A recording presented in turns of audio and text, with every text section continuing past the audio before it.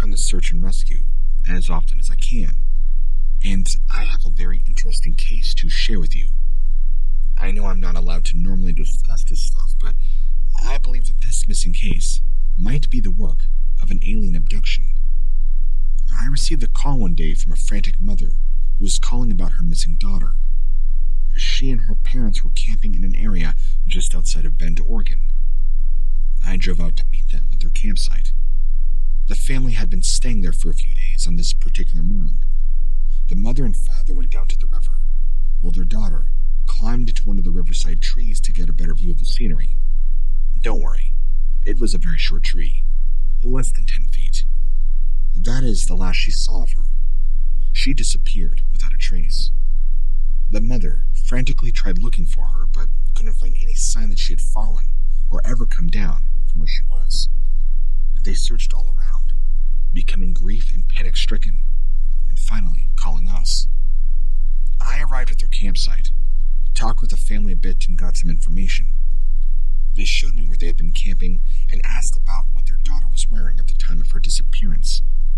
They told me she was only wearing a t-shirt, short pants, and sandals. Her mother was pretty much in shock, but I tried to do everything I could to calm her down and get information from her. So I went over to the river, see if there's any clues. The whole family watched as me and my team searched along the water's edge for hours. The search continued on all day, until dark, where we expanded our search party.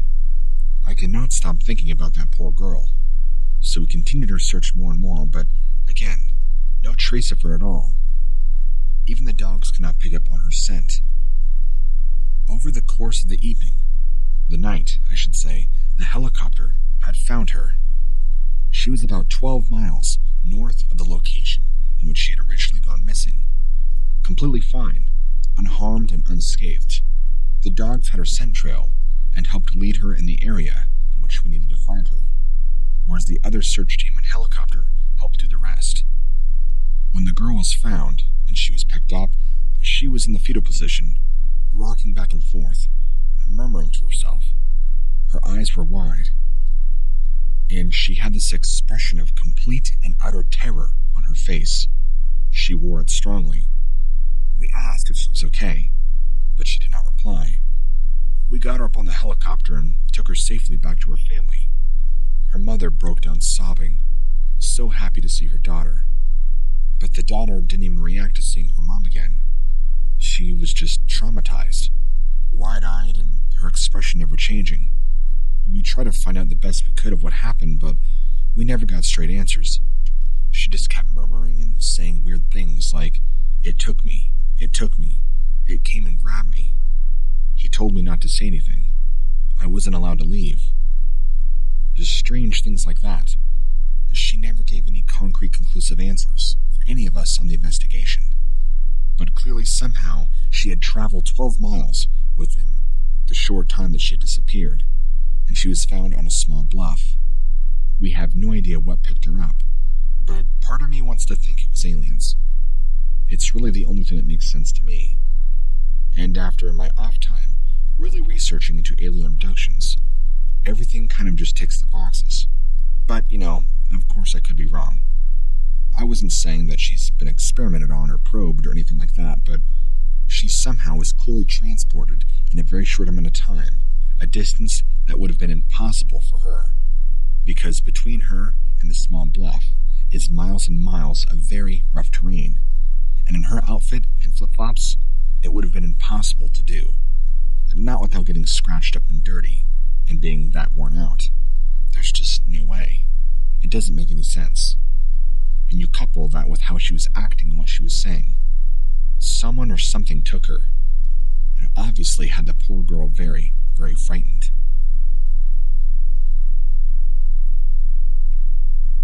Hello. I've been working in the industry for 12 years now. I wanted to report this to you because you're the only one that really seems to delve into this strange realm of paranormal, weird and unexplained. Allow me to introduce myself quickly. My name is Jonathan, and I've been a ranger for 12 years now. I've always loved working in the forest. You see, it's very quiet, peaceful. and it feels like it's the only career path you can really be one with nature. But I've experienced some paranormal things here and there, ranging from unexplained to downright terrifying. I'm going to start this story off with what happened. I won't mention the name of the town, but I'll say that it's very old, and the only people that live out there is people that either used to live out there or people who enjoy living away from civilization completely. The majority of its population is elderly, which means when we get a call in the middle of the night, it means that somebody probably died. This time was different, however, because it was not an elderly person who died. It was two hikers. Two college students, to be exact. They were trekking through the woods when they stumbled upon a large tree that had managed to fall over on them, but was wedged between several other trees. Now, even though we wrote it down as the tree fell on them, I'm going to tell you what really happened. The witness that I interviewed said she had watched them go up about 10 feet before turning around to head back to town, and she sees this massive canine leap out of nowhere, attacking both of them. It drug one of the girls off, but ripped the other girl right in half, spilling out her innards on the tree below. When my partner and I went out there together, we found their bodies less than 100 feet away from each other, which is why we had to write this down as a tree fell on them. It just makes the paperwork easier. Now, no trace of this creature or canine was ever found. Their bodies and faces were so mangled, recognition was nearly impossible. We had to use dental records to do it. This was also very close to town, and in view of a lot of the community, which is why we had several witnesses. Personally, I have no idea what could have done this or why it happened, but I know one thing's for sure. Seeing a young woman like that ripped apart by something like, I don't know, a werewolf, really does a number on you. Anyway, I hope this story was enough to convince you that the woods aren't always exactly safe. Take it from a guy like me who works in this job field. I see it and experience it a lot more than we're allowed to talk about.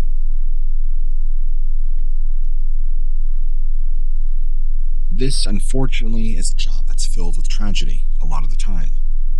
We believe and suspect that a man had got lost and disorientated, making a wrong turn sometime during the middle of the night, falling to his death after trying to climb up almost a sheer cliff. We had found his backpack about 20 yards from where he had passed, but there were no clues as to where his body might have gone. It's like he just vanished into thin air. We're not sure how long his body had been there, or if maybe he was killed, but we found no signs of animal interference. A ranger, who asked to remain nameless, claims they heard the man screaming during the night while they were near the scene. When they decided to check it out, they found nothing. I know this sounds crazy, but I do think something happened. When we arrived at the scene, all my dog would do was whine and stare at the rock wall. He didn't bark or anything like he normally does.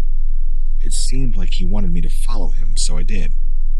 We ended up having to climb the steep cliff face with almost zero holds in order to get the man. That's if the man was actually there, though. He wasn't.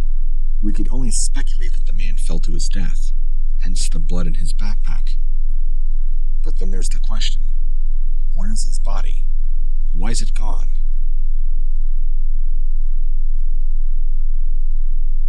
I'm not really a believer in ghosts, but let me just say that right now. However, I saw something that I cannot explain one night while working the night shift as a ranger. I was patrolling a very wooded area, a very popular camping spot. This was in central Illinois. I won't tell you the park name.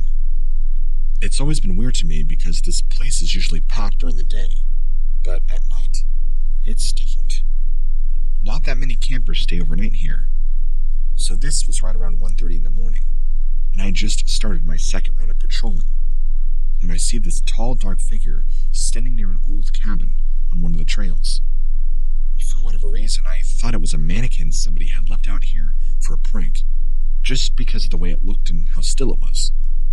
I got closer, and realized I was wrong in my judgment. It was moving. Very slowly, though. But as soon as I shined my light on it, it didn't have a face. No eyes, no nose, no mouth, nothing. It was just this dark silhouette with what appeared to be arms and legs and looked just like a human.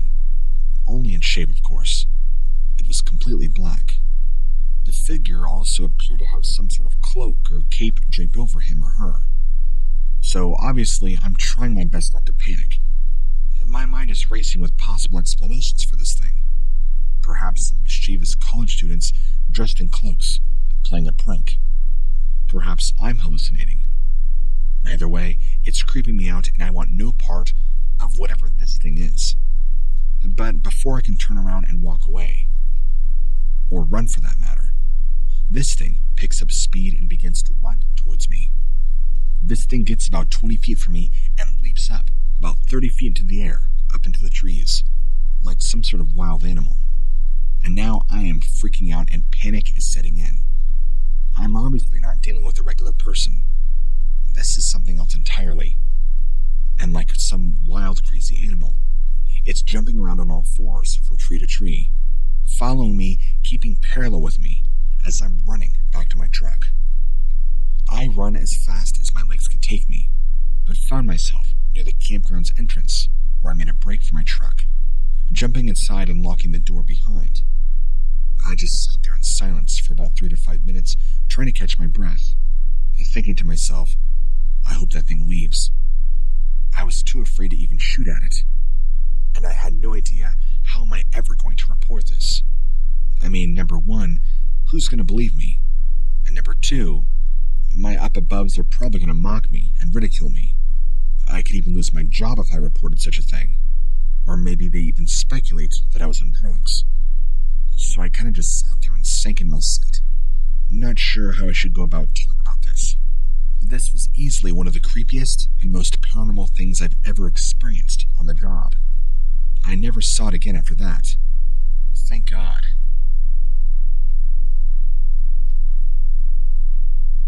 In the dark depths of the Pine Barrens, I was working alone in the park one night when my radio came to life.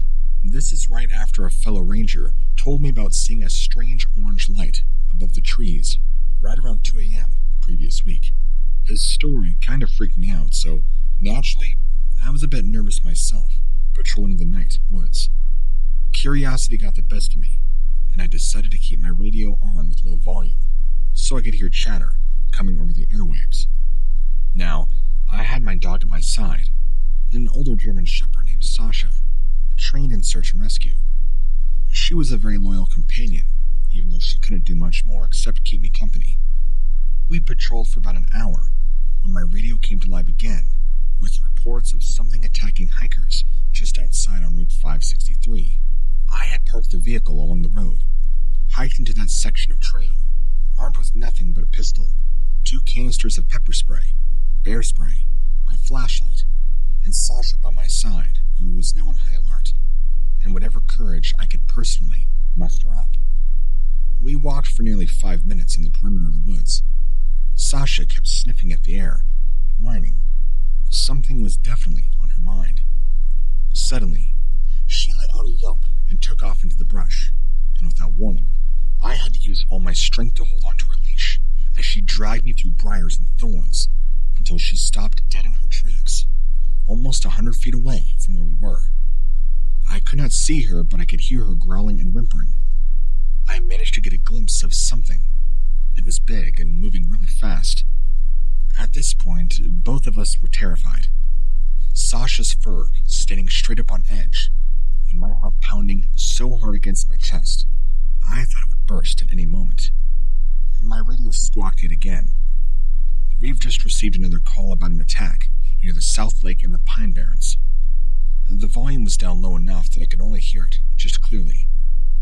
I told myself that whatever it was must have been close. And knowing my luck, which exactly wasn't running high at the moment, I would run into this thing. And then I heard the howling, right off to my right.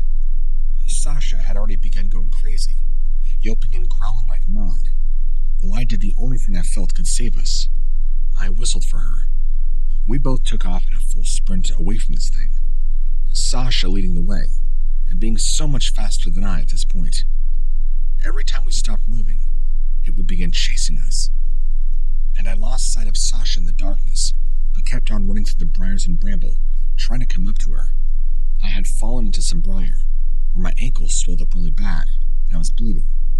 And what's worse, I could hear something very big, trailing behind me. I reached for my radio to let dispatch know what happened. It was gone. Sasha's leash and collar were there, but no radio.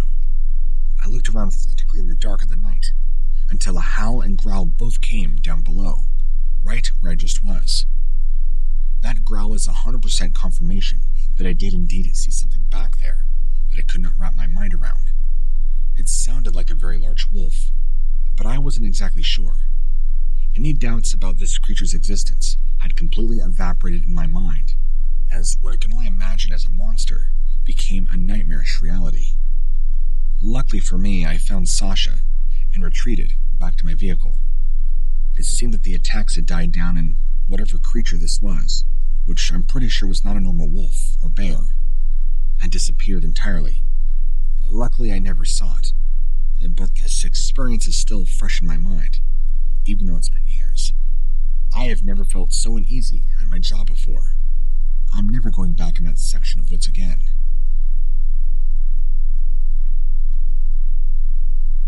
Not my own story, but one of my colleagues, actually. A ranger who's been doing this a long time. He told me about an incident while escorting some Boy Scouts out of the park at dark. To get them to their cars, he had to cross a creek that was roughly 4 feet deep and just over 3 feet wide. As he approached the water's edge with his flashlight, there were large sounds from both sides of him, growling. From up in the surrounding cliffs, it sounded something like a big bear and a wolf, but much deeper. He told me it was the scariest thing he's ever heard, even though they weren't exactly close. He knew whatever it was sounded big, and it was not going to let him pass without taking a swipe at him, or potentially chasing him off. So, he angled his flashlight beam to light up the water's surface, shouted at the boys crossing, "Stay away from the edge of the creek. Hurry, or we'll be here all night." And they got across safely by jumping. As soon as they were out of sight, he heard a loud crashing sound in front of him. He kept shining his light straight away, but never saw anything. He got the gist that whatever it was trying to stay hidden in the darkness. He didn't think much about it, though, until a few years later when I asked if he's ever seen anything creepy all after dark. He said no way whatsoever. I've been doing this for years, and there is something very spooky about that stretch of land, especially past sunset. In fact, that following summer, yet another ranger was going to check on a family, which was a mom, dad, and son, all hikers, and he thought they were still out near the same area. When he got close enough to their campsite, he saw all 3 sets of tent footprints coming across the creek, but only one set going back into the woods. He found them all dead, and he had to write down that it was an attempted mauling by a bear, but they had been partially eaten on. That's the ranger that I was emailing you about prior, who had sent me a photo taken up at sunset. Even that Boy Scout troop leader said what he saw resembled what looked to be a large wolf, and he believes it's the infamous Michigan dogman. Anyway, you really don't want to go camping in these parts at night. The woods just are not really safe anymore.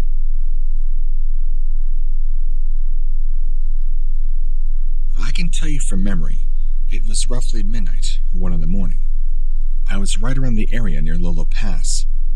It was my first time working in this particular district, so it made me very nervous, knowing about all the recorded sightings and weird experiences everyone had been having before.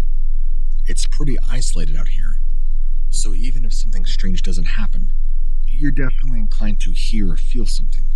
So you can't even get cell service there. You feel very secluded if anything happens to your vehicle or your cell phone on patrol. This is a place where Bigfoot has been sighted too many times, but to not give it the respect it deserves, from a safety standpoint. So, anyway, I had already radioed back to dispatch at HQ earlier that evening, saying I was going to be checking up on some pull-offs between mile marker 44 and 42, right along Highway 12. Quite a few people have seen Bigfoot in this area.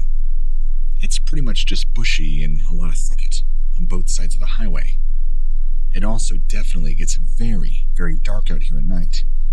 So there I am, driving down the road and minding my own business, and my radio starts to have issues. I heard voices, but they were garbled and breaking up. There was nobody else out on patrol with me, though, so I thought maybe other rangers were trying to talk to me. But then I realized they aren't saying anything. It's just static noise coming through that kind of sounded like words. And then, all of a sudden, this piercing noise comes out over the normal background, and I blacked out for what felt like seconds, but was probably more like a minute. Somehow I didn't crash the truck. I remember how it felt like, that I was stuck in time and could see myself sitting in the car, driving. But it's like I was looking at everything through a foggy lens. I quickly snapped back into reality. It felt very disorientating, almost dreamlike. And then, when I came to my senses, I realized that all this had happened while my patrol vehicle was still moving up the road.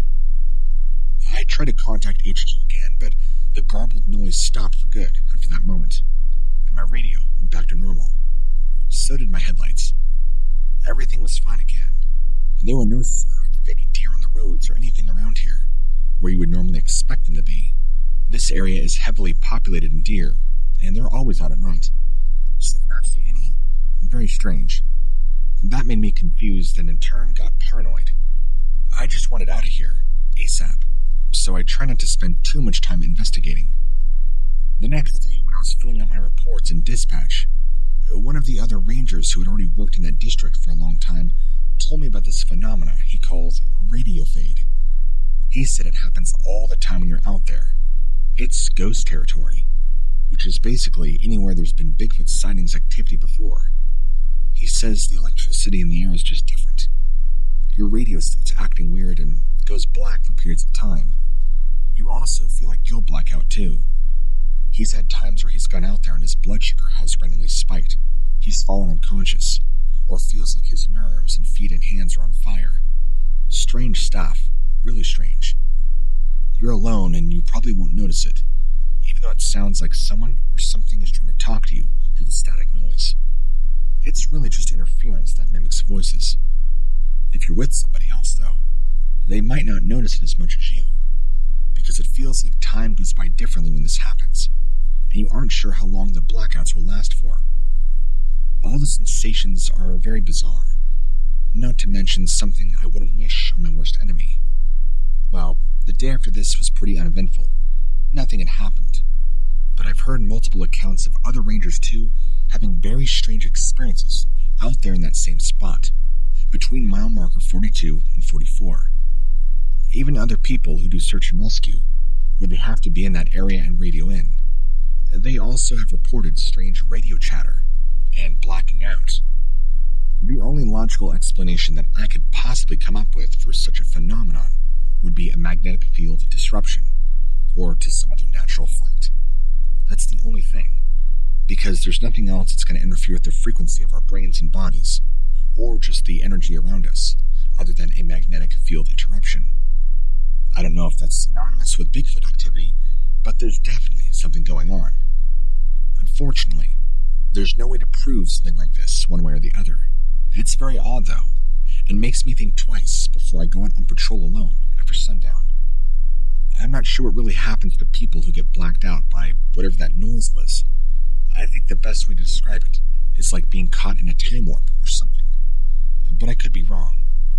Overall, I have not had any other experiences like that night, out near the mountain. Certainly nothing as terrifying as what happened there the year before I started working. Let me get into that. So, I was just finishing up my last week of training in another district when this guy came into our office looking for advice. He and his friends were planning on hiking up a timberline lake, which is already known for having Bigfoot activity. But they said their main reason for wanting to go there was somebody had posted weird photos of sticks arranged in strange patterns, inciting that there was Bigfoot evidence. They asked if anything strange like that has happened in the area, and I knew from past reports that rangers always talked about weird things being found up there. So I just told them to be careful if they did decide to go. Although, it wasn't until a week later, when my training was finally over, I began working at Timberline, where I heard what had happened to them. They left the trailhead one night after it got dark. They thought going early would let them beat all the snow and were getting, but only made it a mile or two before turning back around because of how difficult it was trying to navigate across fresh snowdrifts, especially that high up the mountainside. The next morning, a ranger out on patrol noticed something strange ahead of him, down below, all while he was driving up the access road. When his truck got closer, he saw that they were footprints. It was a giant bare foot, but it didn't look like a bear or anything else native to the area due to how large, deep, and far apart the tracks were spaced. It looked more like somebody wearing boots, with about an extra 2 feet of depth across each step from what you would expect from someone's actual foot size. Plus, there were only 3 toes on each side, which is very unusual for any living creature, or anywhere else, mind you. Most have paws and several toes. Anyway, the ranger carefully followed the prints all the way to the near Timberline Lake, where they just stopped out of nowhere, as if somebody had just taken flight. The ranger tried to follow the tracks back, but it was impossible because they had already been covered with snow at that point, so he called in help from other silver rangers, trying to get clues on the types of footprint that were there. They walked around Timberline Lake for hours looking everywhere, but could not find anything, until they checked down at the water's edge near one of the wooden boat docks. And there were more along the embankment, and they stopped abruptly again. This is where they found very weird stick formations, like the same kind you would see in movies like the Blair Witch Project, but on a much larger scale. They just kind of appeared out of nowhere and were very, very creepy. After this, the other rangers and I spent a lot of time walking around this area, but we never found anything else. We could not figure out why somebody would have been wearing boots so big for hiking up the mountain during wintertime, although they looked more like human tracks, or whether they could have possibly come from or gone without leaving any more tracks wherever they disappeared towards. Nothing made sense.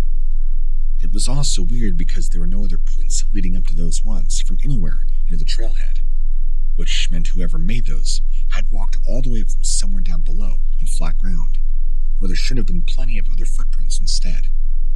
It's still a big mystery as far as I know, unless it might be one of the other rangers or park service or another law enforcement group who has been trying to mess with us, but that's very unlikely.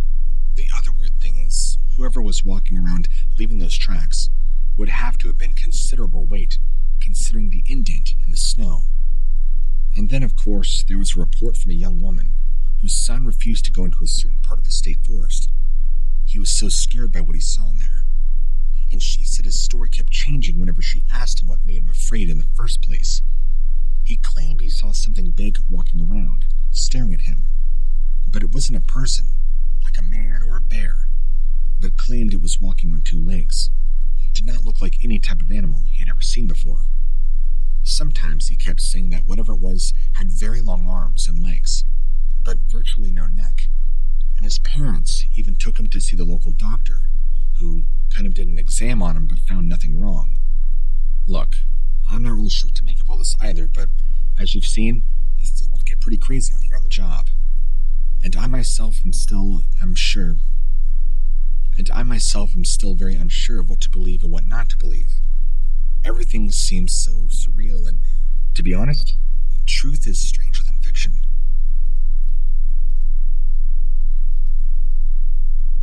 I was part of the search and rescue for a while, but that job changed. I became a park ranger and went to the Forest Service for that. Well, one day, I was out with my buddy, whom we'll call Jake. He's a fellow ranger, but a newbie. We had been told of some strange activity around this area right before our shift had begun. One of us had asked if they could give us more info on it or anything to go off of. There really wasn't much to go off of. On our way out of patrol, something happened that still gets me sick thinking about. We were riding along in the truck one minute, just talking about stuff, when we came up to some footprints near the road.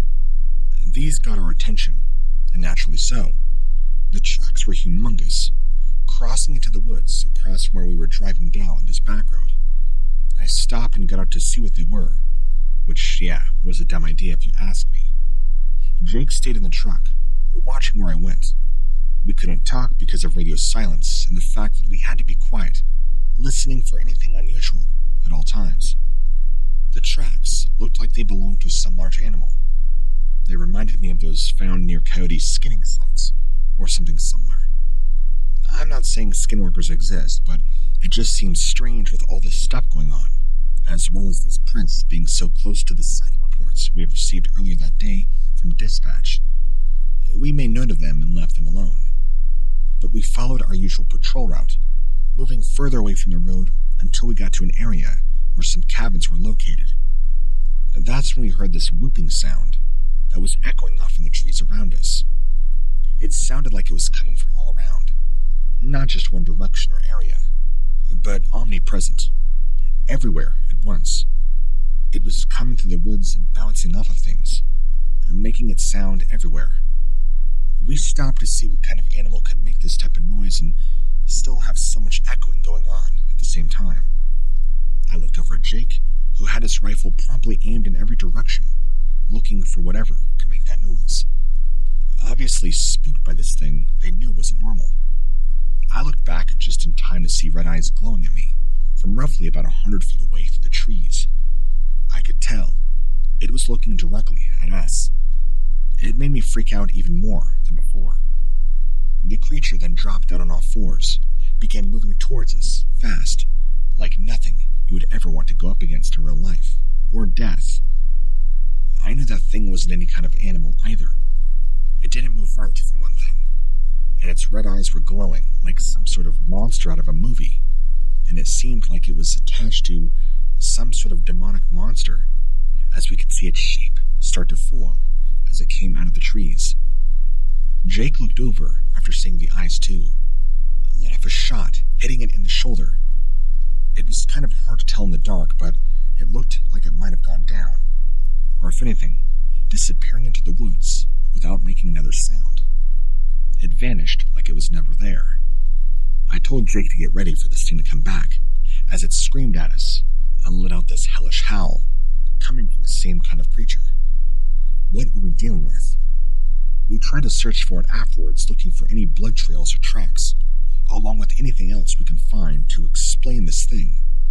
But we came up empty-handed, no matter how long we stayed out there searching. That's when we finally got the word out to get out there and get back to the station as quick as possible. Something was going on with dispatch that could not be explained to anyone. We never talked about this again or brought it up, but I know Jake still gets a little freaked out, even now, thinking back to it. Even after all this time has passed, not counting those things he saw before getting me involved in any of this. I didn't believe him at first, but I knew what he saw wasn't normal, especially after hearing that awful noise coming from nowhere, like an animal that nobody would want to run into. It could have been anything, as far as we knew, but I knew it wasn't good. This thing was going to come after us. Knowing whatever was out there probably knows I work here now, and it makes me nervous wondering what will come next. I know that this isn't going to attack this place every time it showed up. We're always armed and prepared, but maybe we'll make the mistake of going out there unarmed one day, being vulnerable and caught by this thing.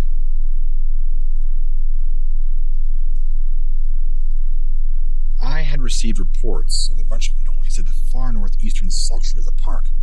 I was personally called to investigate myself. I brought it to the ranger in charge at the time. He agreed it would be a good idea for me to go out there during patrols. I took it upon myself to join the other ranger on patrol that evening. The reports were something of screaming at them from behind the trees, along one stretch of road near the campsite, for several nights in a row. It was described as sounding vaguely human, but also not human. There were 2 male witnesses. I made it my mission to speak with them myself when we get into that section of the park.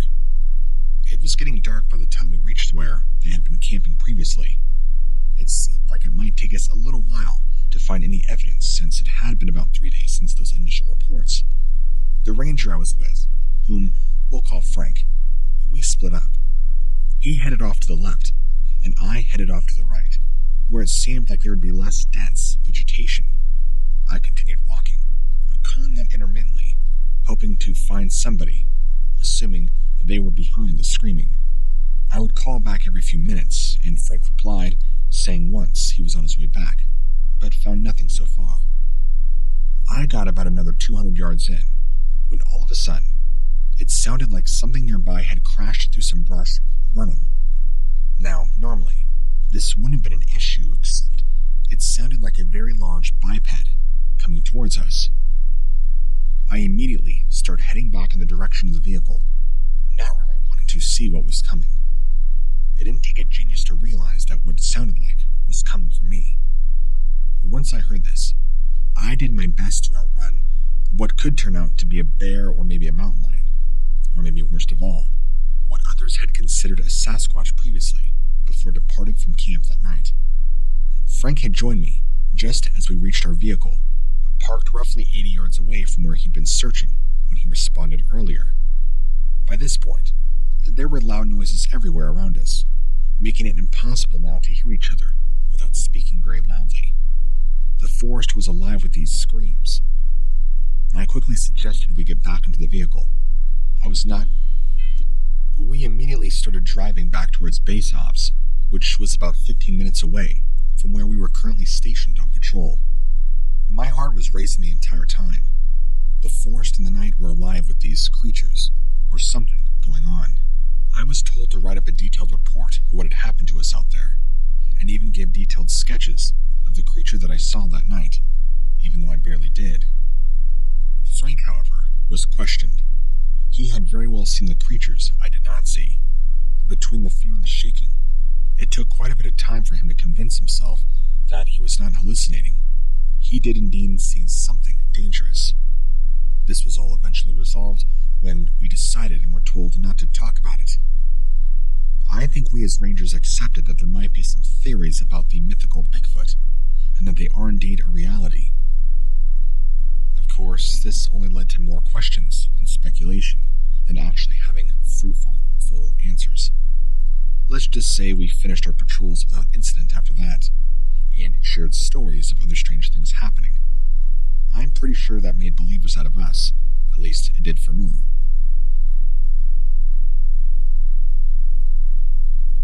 Greetings, Reddit. I recently had my very first sighting of a cryptid. I was working at a national forest as a camp host and got the job temporarily full-time.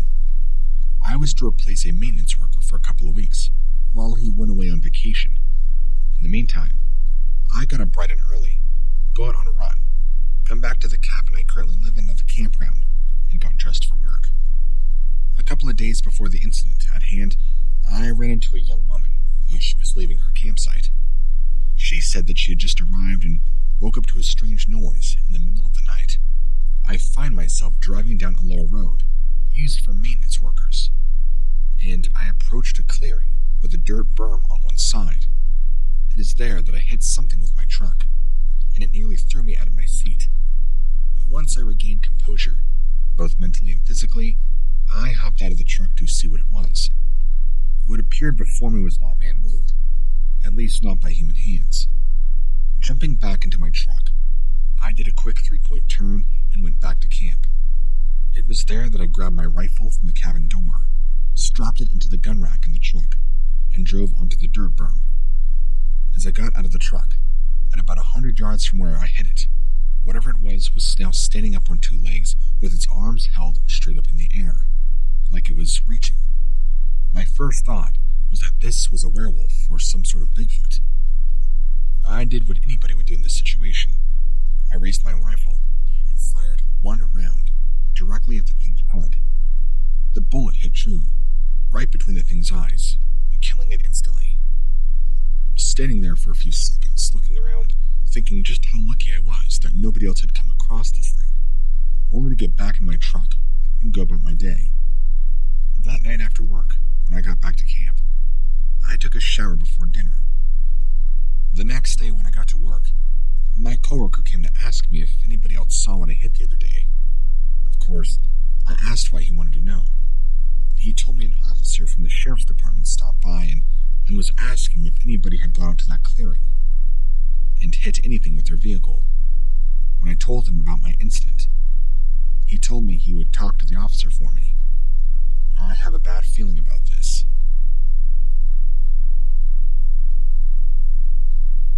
I'm a park ranger in the United States government, and I deal with a lot of strange things. In fact, just this last week, my dispatch got a call from a woman who was hiking along with her boyfriend. They had seen something they could not explain along the Grizzly Ridge Trail. She described it as an animal that was bipedal, walking on two legs. They were able to see its arms and legs, but they reported it did not have a tail or any fur. I never heard of anything like that before, so I was called out to investigate this sighting myself. Well, I found something alright. I saw something walking across the stream with one leg in the air, almost like it was kind of walking weird. Like it would take these giant strides, with one leg in the air, followed by the other. Almost like it was bounding across the stream. Maybe it was a coyote at first, but everything about this just did not look right. The reason why I thought this was due to the very wolf-like appearance of the head, and eyes that appeared to almost glow in the moonlight. It was roughly 6 to 7 feet tall, if I remember right. It was pretty dark. I thought I was seeing things at first, but after making sure this thing was real, I pulled out my G22 and shot at it. The thing did not even flinch. I tried to aim for its heart, or lungs, but the rounds just seemed to bounce off its body. My first thought was this had been some sort of military experiment gone wrong. The thing just stared at me, but it left after that. I'm not ashamed to admit that I was too afraid to go back into the woods for days after, even though it's my job. This month, things have been really crazy around here. Even animal control had been called me out to deal with a pack of canines or something in the park ever since mid-June. They would be hunting livestock all over town, and now they've entered in here. I just can't get what I saw out of my head, though. It haunts me every minute of the day. Up until now, these strange things had only seemed to be isolated. But were they? Now I'm hearing reports of these things happening and popping up everywhere. Maybe there's a connection.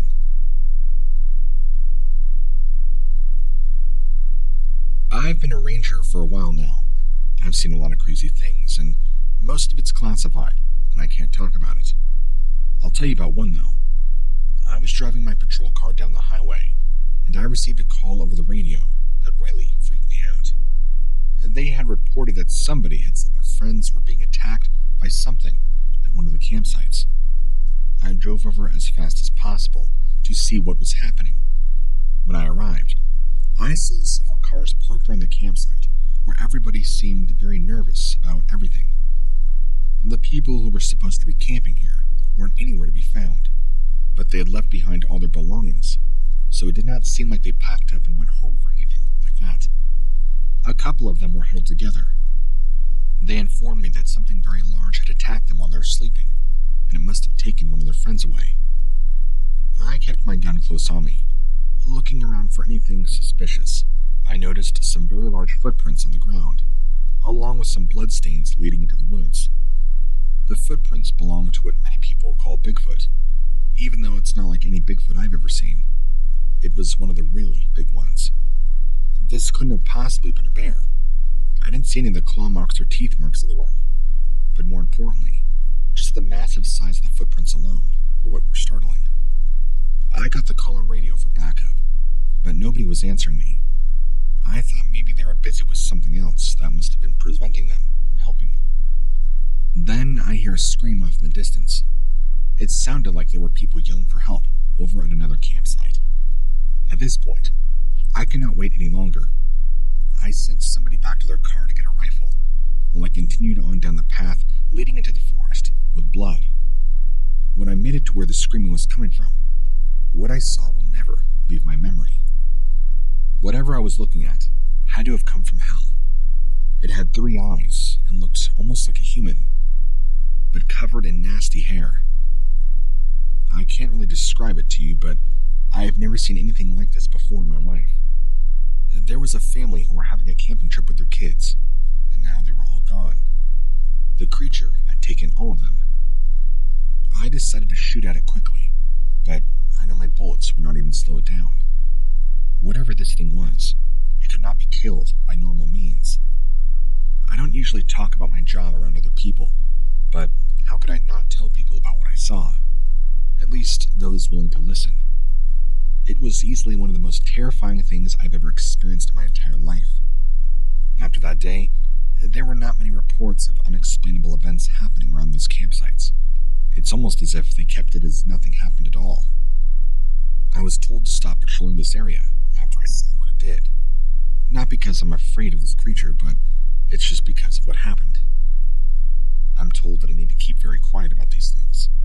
And if I speak up, well, more than my career will be on the line.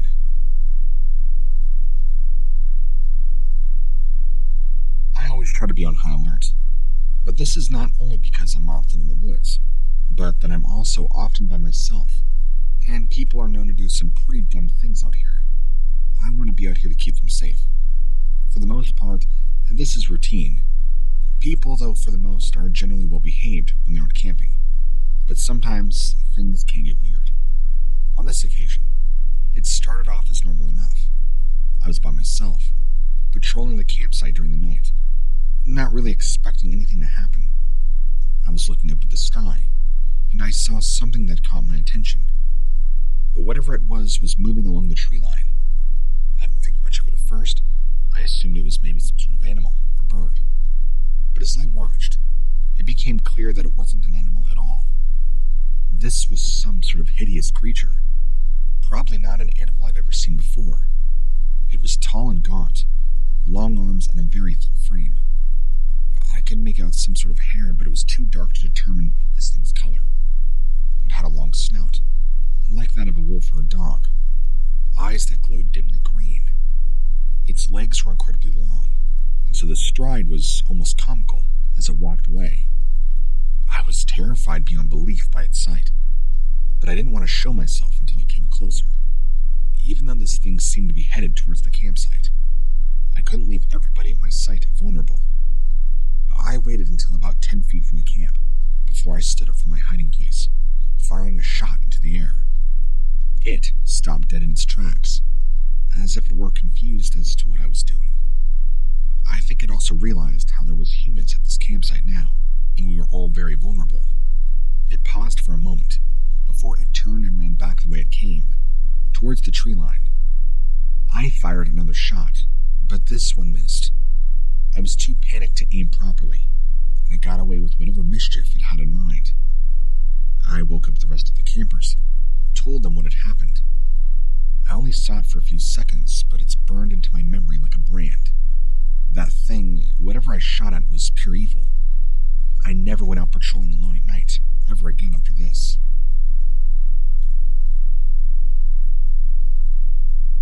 One evening, my radio had kicked in with someone else reporting that they had seen the same thing I had. Something that I'll never forget. This thing that I saw scared me half to death, that's for sure.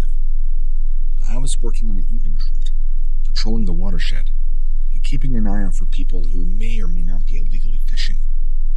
I was hiking up along a creek. This creek feeds into a river, and I saw a large, dark, furry thing by some trees across from where my patrol vehicle was parked. It stood as still as a tree, its arms raised slightly at its sides, like it was sniffing the air and stretching. It had to have been over 8 feet tall, judging by where it was standing by a tree, and built like a linebacker, wide shoulders and chest tapering down to its slender hips. I could see muscles tensing along its legs as it crouched slightly. I was startled and immediately thought of the people I'd encountered on duty before. Usually drunk kids and groups of teens getting rowdy around campfires. But this time, this was something entirely different. Something inexplicable, and all alone out here in the middle of nowhere, with no backup. I didn't think. I froze in place, hoping that it had not seen me while I studied the bushes where it was crouching, waiting for it to move again. That's when my radio started buzzing with the other rangers, reporting seeing the same thing. That's when this thing took off running full speed into the woods. I could see along the side of it where I was standing on top of a hill overlooking the river valley. It disappeared quickly behind some trees, ran like nothing I'd ever seen before. Powerful strides, moving its legs back and forth in giant leaps, up through the hills towards town, but not before stopping long enough to look straight at me, without ever slowing down. It had green eyes that shined bright in the night. I was terrified from this, and I still have no way to explain what sort of animal this was.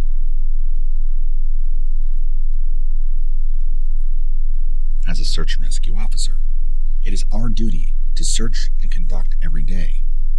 It was just another normal day as I patrolled back and forth, searching for anything unusual. So many days, it's the same boring routine. And just as I was thinking this, I heard something. I wonder if there was anything else around me, because as I got closer, I could tell it sounded like a man screaming for help. This was my chance to make a difference. The more I followed the sound, the more I could really tell it was a man screaming for help. When I found him, he was crouched down on his knees, covered in mud. It looked like he had not eaten in days and appeared torn and beaten. He screamed at me to help him. And then he began sobbing, explaining that something large and hairy grabbed him out of the woods and took him here. Told him that if he left, it would kill him. Then he informs me it's watching us right now. And right at that moment, I started to hear this low, rumbling growl come up from the woods close by. And this is the moment where I literally pooped bricks. As I reach down for my sidearm, I see this massive shape jump out of the trees, swoop down at this man, pick him up in one full swoop, and disappear off into the trees. The only sound that carried was him screaming, now becoming more faint in the distance, till it completely ceased. All happening within 5 seconds. Clearly, we were dealing with something we were outmatched. I immediately radioed for backup, and unfortunately, they weren't much help. They told me it was already being worked on, and that I was to not talk about it or deal with it. In fact, I was let go. They informed me I would no longer be handling this investigation, and even threatened my job if I talked about it. Well, here I am. So that's why I'm reporting this anonymously.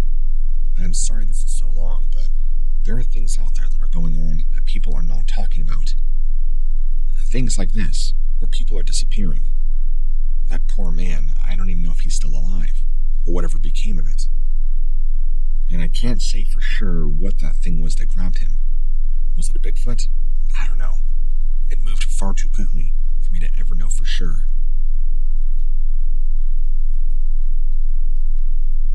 I believe that back when I was a younger ranger, I saw, myself, what many would refer to as a Bigfoot.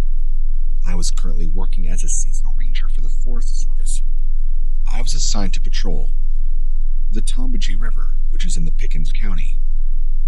Now, normally this kind of thing you keep hush-hush about, but talking about it more or less just kind of helps ground in the reality of it all. I just feel like this tremendous weight on my shoulders if I don't show it. So first, let me give you some background information on myself. According to friends, family, and fellow rangers, I am an overly cautious person.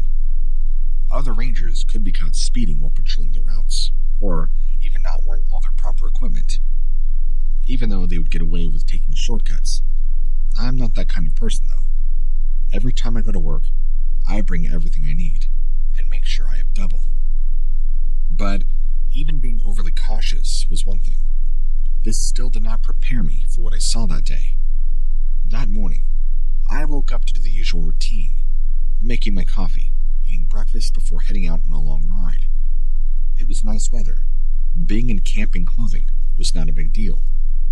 I always go through all these different scenarios in my head before going off into the field. What if I catch somebody fishing without a license? What if there's an accident on the water and somebody needs help? What if somebody is trying to steal something? If it's something small, I can handle it. But anything major more than one person, we call for backup. I am working with another ranger by the name of Kelly, and I told him it would be a few minutes before my ride showed up, so we started out patrolling. We make our way through the first 2 launch ramps without any issues. That's when something moves alongside the river. I asked him if he saw that. We're about 80 yards away from where we were, and there's this large figure standing at the edge of the embankment down into the water. It didn't appear to be like a normal person.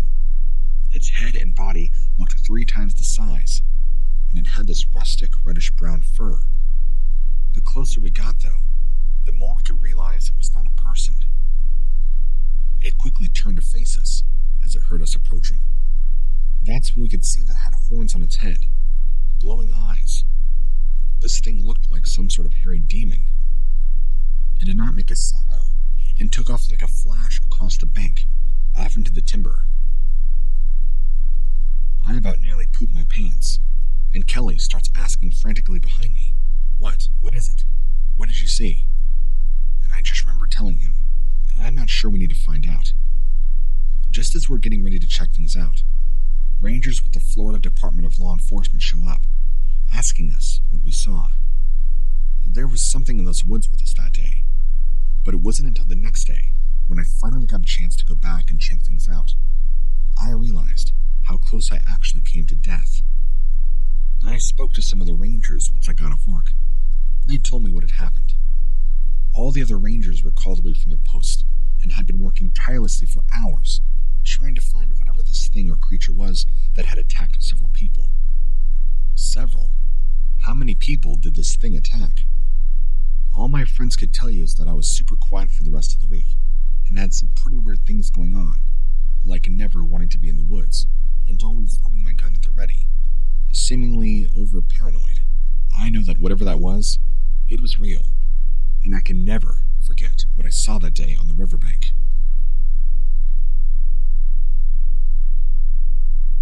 Hi, my name is Joe. I work for the Forestry Service in a small town located roughly about an hour or two away from both Reno and South Lake Tahoe.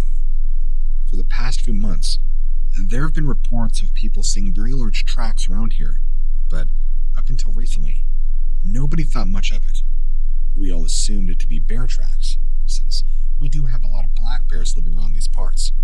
But lately, people are coming forward with stories about their own encounters with what might possibly seem to be a type of Bigfoot, Sasquatch, or even Yowie type creature. We suspect these beings have been roaming around here at night, scaring hikers out on the trails, growling and howling at them, waking people up in their tents, and just causing ruckus. The first thing I thought when I heard these stories was that they were all total BS. Maybe we just got a few drunk college kids and they were trespassing, trying to scare people away. But then I started asking around town, and there's a guy around here who's been doing this his whole life, and he works as a paramedic.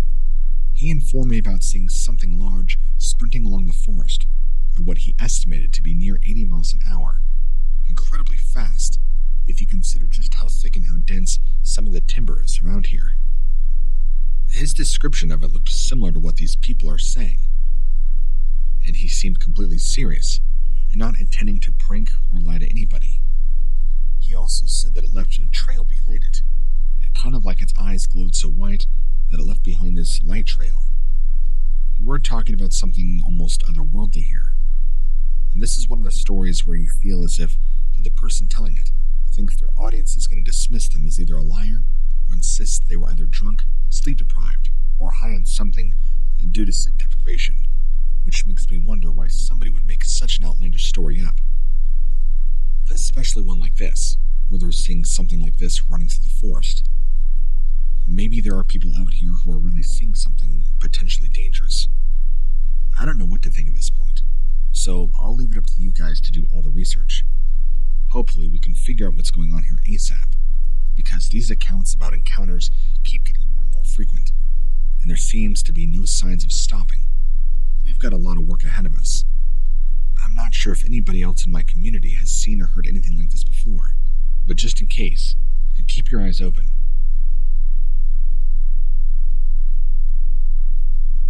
I was up on patrol in the mountains of New Mexico. I had hiked about 4 miles out of my way when I saw these prints.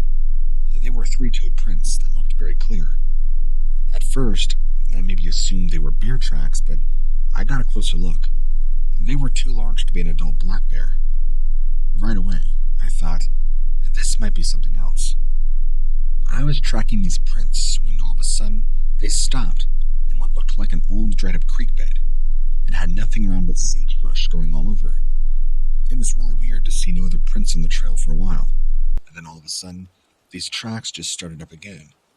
like whatever it was just levitated or ascended into the sky. I wonder if they were still fresh enough to have been made today. I couldn't tell. I kind of crouched down to see if I could smell anything, and radiating up off the tracks were this horrible, musty death smell that you could only smell if you got within a couple feet of the actual tracks. So I started tracking these from there, and it was clear that whatever this was had been going around in a route or a loop, backtracking. That's when I came upon this section of pine. A lot of the trees in the middle were broken and torn. I eventually made my way back down, called my buddy, and asked him if he knew anything about what I had seen. And he tells me he has also been receiving calls about strange things going on in these mountains. I can't exactly say what this was made by, but I can tell you now that this was no black bear walking on two legs. This was something much, much different. We're up against something that we don't even know what it could be.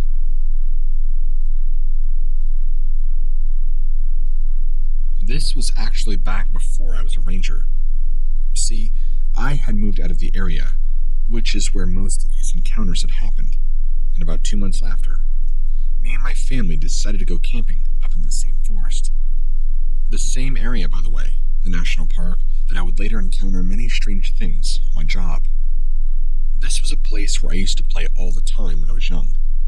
There were never any strangers or anybody else in these woods, so it wasn't unusual that we were going there for a weekend trip when we did. We hadn't been there for more than 30 minutes when my mother looked into the fire and said, "What's that? There's something in the trees." I immediately looked up, scanning, and saw a very tall, extremely skinny figure, its arms down to its sides, just watching us. It had these giant black eyes that weren't really slanted, but more rounded at the top and bottom part of the eye. It kind of reminded me of a giant insect. After about 10 seconds of a stare-off, my father began screaming to me and my brother in a loud voice, "Stop looking at it! Run!" Which, in retrospect, was probably the worst thing he could have done. Either he wanted us to look away, or maybe even run at the sight of this thing. But instead, I felt drawn towards it, not even afraid. For some reason, like I wasn't scared, like I should have been. I felt as if this thing put a trance on me, like I was off in another world while I was looking at it. The whole entire thing, the encounter, everything, was so strange. I remember the night being quiet, no crickets, and the entire time, it felt like time had slowed down, but sped up all at the same time. There's no way this could have been a human being. This was something else, entirely. I'm not exactly sure where this thing came from, but apparently, it had snuck up on us and had been watching us from the trees. We weren't properly paying attention to our surroundings, something I get after many campers for nowadays. My mother only ended up seeing it because of the movement of the light. This thing scared me, badly, and if anybody has seen anything like this before, please let me know. If not, then I'm beginning to think I've been seeing something that isn't there, or something that should not exist in the world we live in. I've tried to do some research on what type of animal this could have been, based off the sound, based off the size and speed. Nothing is seeming to match. I'm wanting to know what you think it might be. We had never heard of anything like this before in the woods, especially back then, let alone any of my friends who are all seasoned hunters, by the way. This thing let off a high-pitched scream, but with something so large, like an elephant screaming. Nobody knows for sure exactly. I've read a couple of theories about cougars apparently looking like this, but none that I've ever seen myself. I should also mention that there was hardly any coloration on this thing. I don't believe it was a bear. It was kind of brownish in color, but no real coloration. If anybody has any idea what type of creature we might be dealing with, please let me know. This memory has haunted me for a very, very long time.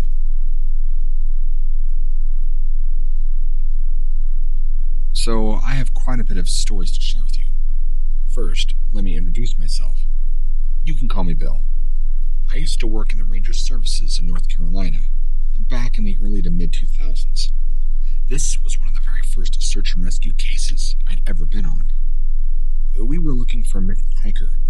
We ended ended up having to go deep into the beginning of the Pisgah National Forest. In this section, it's really dark. There's a lot of woods and a lot of foliage, especially at night, when it is so dark and covered, even moonlight has a hard time breaking through. But it wasn't like anything had actually happened yet. We were pretty sure that this was just simply a case of a hiker who had gotten turned around and put in circles. We found him, luckily alive, and he claimed that there were others out there with him, and that he was not by himself. We asked him if he had been hiking with anybody else who had also gone missing. That's not what he meant, that there were other things out there in the night. The other search and rescue guy with us claimed that he saw this large, ape-like creature stalking us. Apparently, it had long hair and a long whip lizard-like tail. The guy was fine, but still very, very creepy.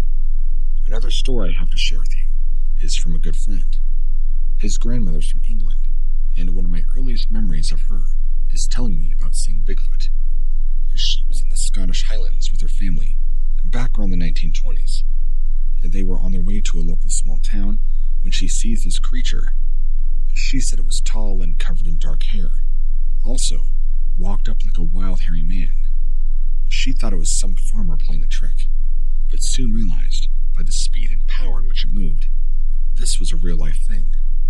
Back then, they had no concept of a Bigfoot, but they knew they were real creatures, something that really lived, although she kept referring to it as a wild, hairy man, and not a Bigfoot. I guess this Bigfoot creature chased after her, before nearly trying to kill the horse. Another story is told to me by another ranger, who worked in the Smoky Mountains. He'd been assigned to one of the ranger stations way back behind the Cataloochee.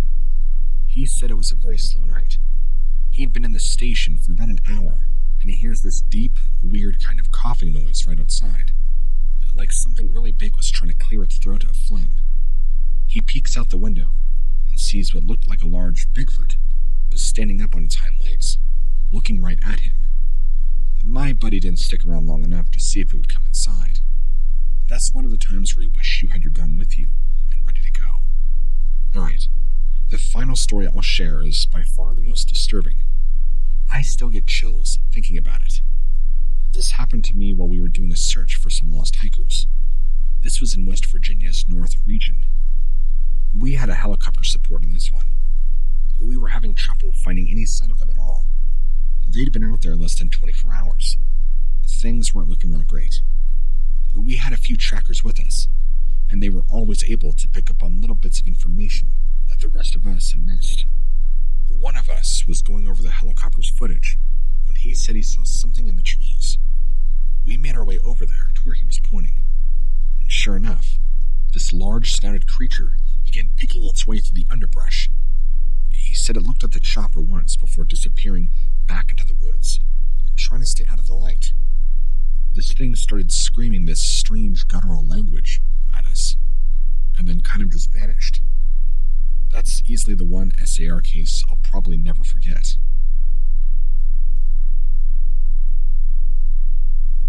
While I was on duty a few years back, we had to respond to a call about hikers that were late.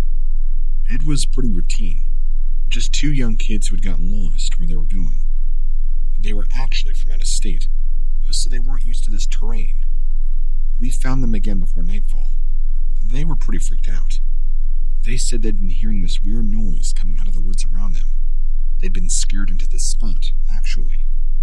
They said the noise had gotten closer and closer, and was with them for most of the day. They didn't know what it was, but they were pretty determined to get out of there. We escorted them back to base, but I knew we were being followed the whole time. Something in the woods behind us was chasing them. It was staying just out of the light. I had my rifle on it the whole time, but I never saw anything out there. I know I heard something though. It was breathing hard and making these strange noises. I kept looking behind me, but all I could see were silhouettes of trees in the sky. I didn't see what was making the noise until we were almost at the ops.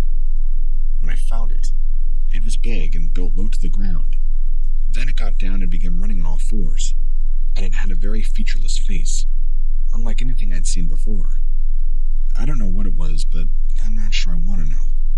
Another night, I was working the graveyard shift alone. We got a call over the radio that somebody had seen something large and unknown. We were all pretty tired this night.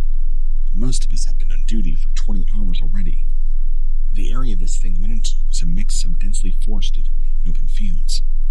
The guy who saw the thing said it kind of looked like a large black blur, moving through the field at an incredible speed. So my partner and I were looking down at the edge of the woodline, and we heard something come out near us. It sounded big, whatever it was. Very big. We switched with another team after about an hour. They had to go deeper. We took upon their first post, but my partner told me to go over a small hill, giving us a better vantage point on the forested area beyond it. As I'm walking toward where she told me to go, she gets on the radio and starts screaming at everyone to get out.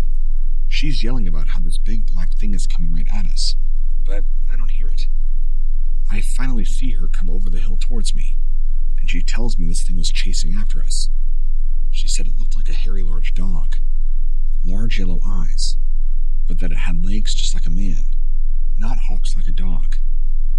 It had caught up with her before she can get down the other side of the road, so she came back up here to avoid it. The rest of my team who had seen it were all white as sheets, especially my partner, who looked warmed over. None of them could really tell us what we saw, and we never really did find out, at least not from them. It was a heck of a night.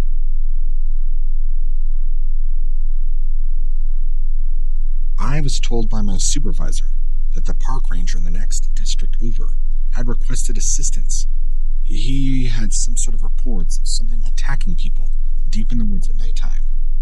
I wasn't exactly sure what to expect, but I remember thinking maybe it's just a hunter mistaking an elk for a man. Although this notion was quickly dismissed because it was not hunting season. But I do know people hunt illegally, so I don't know. I was just trying to think of anything I could. So I go and meet up with the ranger, and we quickly get to work finding any evidence he may have missed. We split up to cover more ground. It didn't take long before dark started setting in. The forest soon became very ominous looking at night, one sure way from civilization. We were exploring different trails, and I hear a rustling. I called out to the other park ranger. No response. That's when I hear things breaking around me. Whatever it was coming closer. I decided it would be best for me to turn around to investigate what is in the woods. I turned around very slowly, looking into the darkness of the trees. There's nothing but thick timber all around. Everywhere you look, there seems to be darkness. But something big was getting closer and closer. And now I could begin to make out a shape. It was dark brown with black markings all over. And I see these orange eyes glowing brighter and brighter as it begins moving towards me faster until it stops. I couldn't make out the details, but it was big, having a row of spikes going down its back, like long spines. The way it moved, it sounded like metal scraping against metal. Then it kind of disappeared. I didn't see it again, but I knew it was around me. It's like it just wanted to make itself known, to let me know that it was there. So I quickly pulled out my service pistol, ready for this thing, although I never saw it again.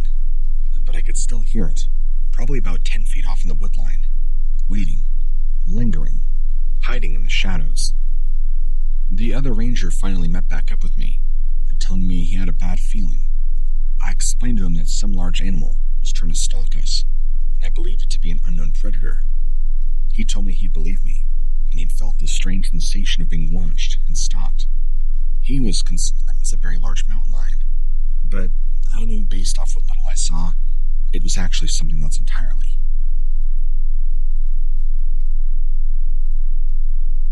I was just starting my shift of the night. The park closes at 10, and I'm done with the day. It was about midnight, and I was driving through the back roads. To get out of the park, there were no cars on the road heading towards town. The population is under 20,000. It could be considered by many a very small town. So I'm driving along, and I see something darting across the road in front of me. It looked like a big coyote, and then it turned its head, staring at my car as it ran towards me, with its eyes. I hit my brakes pretty hard, but It just kept kind of running off into the woods, each stride covering 6 to 7 feet. It was huge. It scared the crap out of me. I drove like a bat out of hell to get back to the station. There's no way it was some escaped big cat. We had none in the park that I knew of, or any other type of big cat. There's no way it could have been a coyote, fox, or anything else that I knew of. It was just far too large. It was easily bigger than a Great Dane dog. And since then, I had seen it at least 3 different times over the following 2 weeks. It didn't act aggressive, but more of an eerie presence than anything. So even though nothing major happened, my experiences still leave me all shaken up inside. There was something else that another park ranger in Idaho had experienced as well. Now, his sister lives out on the prairie, and her family near the town in Idaho, which she refuses to disclose. She's about 25 miles south of Boise. She told us that there's some type of large black dog that she sees out near the prairie regularly, and it's freaking her out. She said that she could see its eyes in the nighttime, and it always seems to chase after her on the highway. And do you have any idea what sort of creature or animal this could be? Thank you.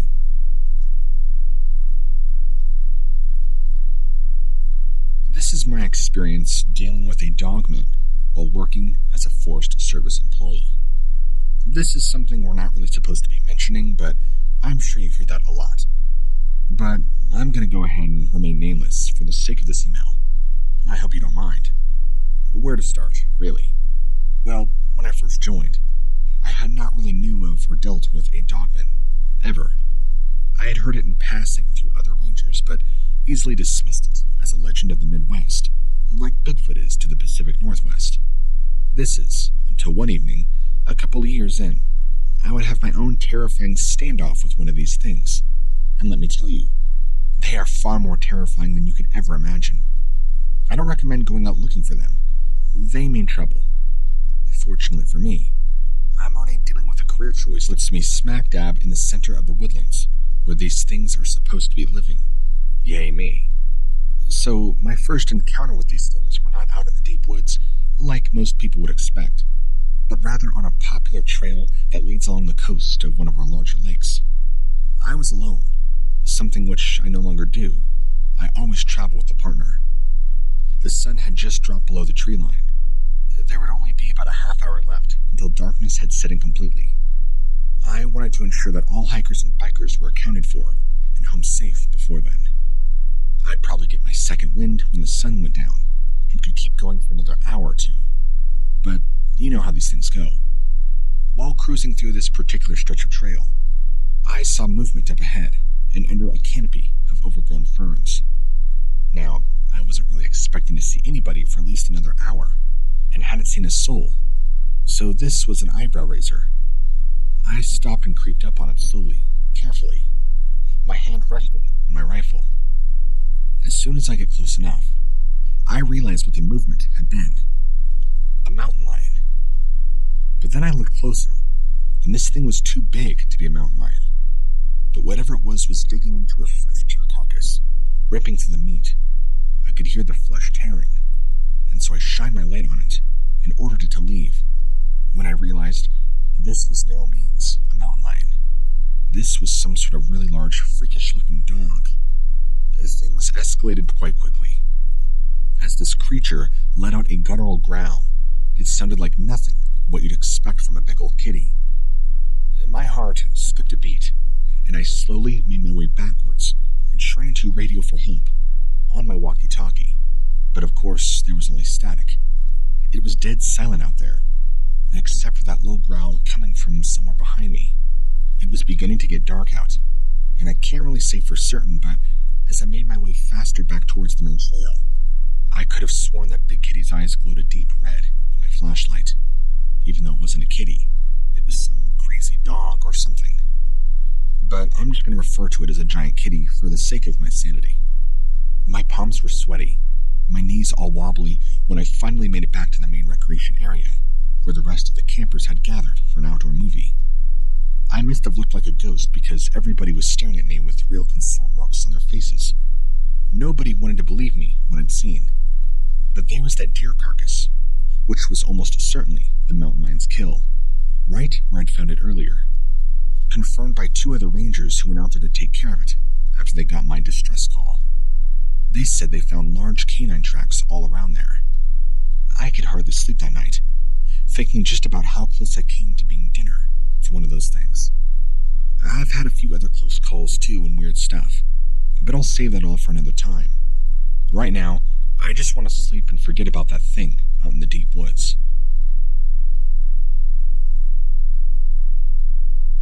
So I hope you guys don't mind.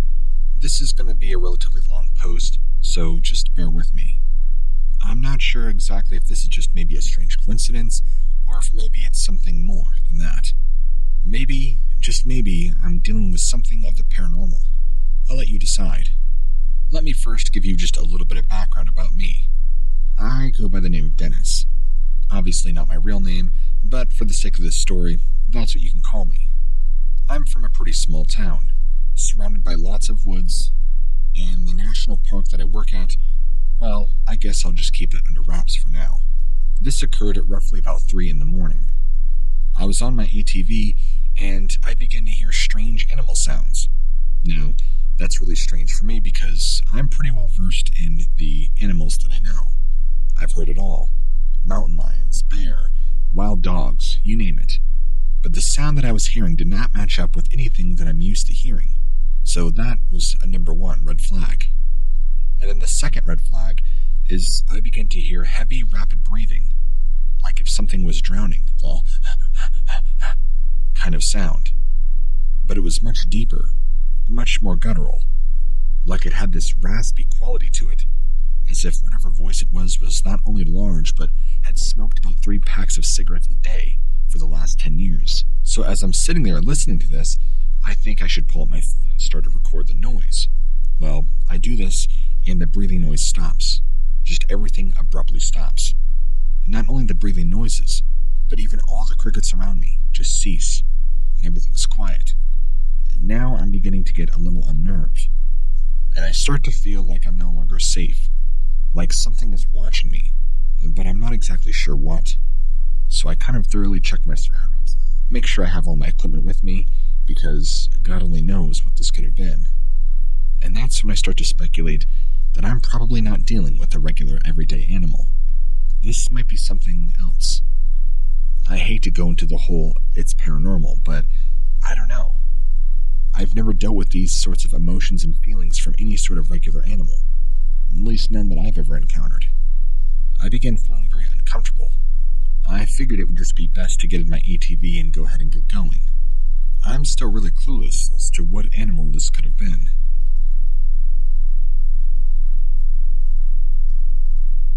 I had heard this story when I was back in college.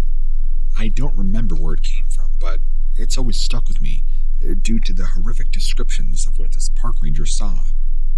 I'm not really sure about the names or dates for this one. However, I can tell you that it happened at least 15 years ago, possibly longer. Though the older I get, the memory becomes less clear.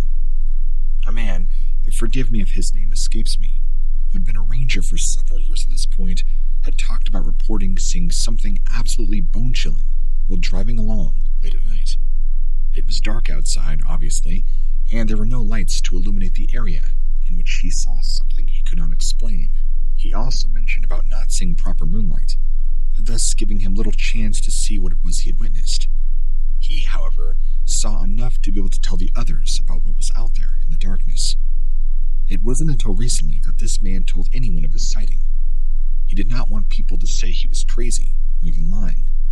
But at some point following the incident, one of his fellow rangers told him that the other rangers had reported seeing something similar while working in nearby areas along the road.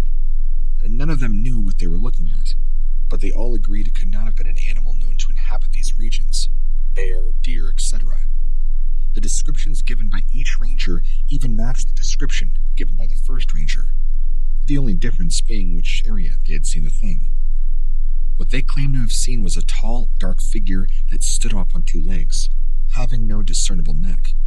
The head sat directly upon the shoulders, no visible ears or hair above its brow, and a long arm hung down just below its knees, while the other one reached to its upper chest, or so they described. The main ranger said it looked like something out of a horror movie. It made him so scared that he nearly lost consciousness just from seeing it standing there, not 25 feet away from him. That's just how frightening this sighting was for him. It didn't appear to show any hostility towards him, which is why he kept his distance. But at the same time, its appearance was more than enough to paralyze the man with fear. He drove off as fast as he could without looking back. Keep in mind, this was no misidentification. This is a seasoned outdoorsman. He's been around mountain lions, bobcats, bear, all other sorts of various wildlife. He knew what he was seeing was certainly nothing that he had ever seen before. The ranger was aware that whatever this was had to be something otherworldly. What he saw made him so scared, he never told another living soul about it, until many years later. It's also worth mentioning that this ranger does not drink, do drugs, or suffer from any mental illness at all that I'm aware of. He is a very well-spoken individual who would not say anything unless he really believed what happened to him was really the way it happened, as he described. If one person witnessed such an encounter, surely there are others, since these areas are also frequented by many people a day. I'm not certain if anybody else has seen something similar to what he is talking about, but if you do, please comment below on this post. I would love to know.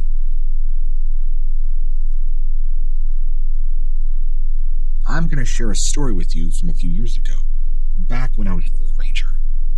I don't know how many of you have been to Fall Creek Falls in Tennessee, but it's an absolutely gorgeous state park. It's well known for its waterfalls, but let me tell you something about the forest there. This was around 10:30 p.m. on a weeknight.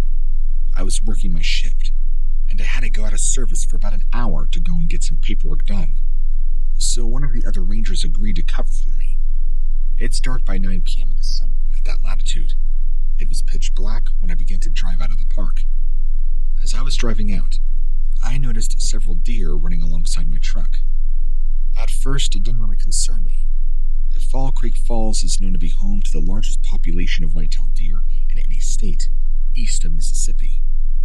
Unbeknownst to me at the time, there had been also a lot of predator activity. They were beginning to become a nuisance. They had also been attacking local livestock. So, as I was driving down the scenic road, several more deer began running alongside me. They were keeping pace with my truck for a while, but eventually, they peeled away from the road. I didn't think anything of it, and just kept on going. 30 minutes later, while I was stopped at a red light in town, a deer had run right up to the passenger side of my truck. It wasn't attacking me or anything, and just trotted along the bumper for a little while. It then ran off into the brush on the other side of the road. I'm not sure how much of you know about deer behavior, but they typically don't act like this when they see headlights coming their way. They turn away and run from them. So what was happening here? Well, I didn't find out till later. But after seeing 3 or 4 deer running alongside my truck for 30 minutes uninterrupted, something else from the forest joined them, and it was pacing me. That's when I realized these poor deer had been being chased out and hunted by something. Of course, when this was going on, I didn't think too much of it. Deer are typically skittish, and they're not always comfortable around people, hence why this behavior was so bizarre. So for them to act like this means there was something else nearby. I really wanted to see what was making them act like this, so I kept driving towards the west side of town.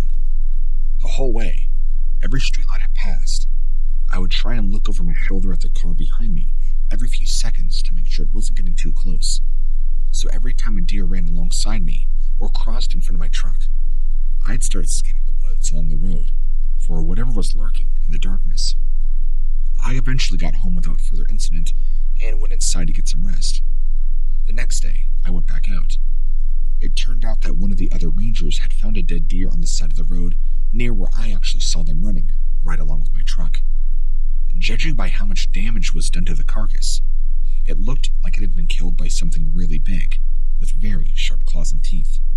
And we're talking bigger than a bear. I'll never forget what happened next. Well, roughly about 2 weeks later, I was finishing up work right around the same time, and another ranger had come up to me and asked me if I'd seen anything odd lately. He just said he came back from making his rounds, and he'd seen a tall, dark figure off in the forest to the left. I remember kind of chuckling and asking what he meant. He told me he tried to track it down, but couldn't find anything that matched what he'd seen. No bent down grass, nothing bedding down, no footprints, nothing. And so I told him what happened to me. We decided to stick around for a little while longer. And then we started talking about our favorite movies. And then we hear this loud howl coming throughout the trees. This howl was coming deep within the woods, but it did not sound like any animal native to Tennessee, or even North America that we knew of. It sounded like some kind of cross between a wolf howl and a coyote yelp, mixed with a deep, guttural bellow. We heard it again a few seconds later, this time directly behind us, just on the other side. That's when we looked at each other, and both just started to slowly back away. I don't know how much you know about animal behavior, but when wolves or coyotes start howling like that, they're either calling out to their pack mates that they found food, or they're giving away their location so another member of the pack can come in for the kill. We kept moving back slowly, and as soon as we were far enough away to take cover, we got out of there. The next day, I went back to see the deer carcass, and it was even in worse condition. Huge, jagged teeth marks all over, similar to what you might see on an alligator kill. This was no doubt in my mind, whatever had made these wounds wasn't some kind of wild animal. This looked like the result of something that was non-human, but had very, very large teeth. The incident at Fall Creek Falls isn't the strangest thing that happened to me while working as a ranger for the state park, but I'll save that for another post. Hope you enjoy. Comment below if you want to know more.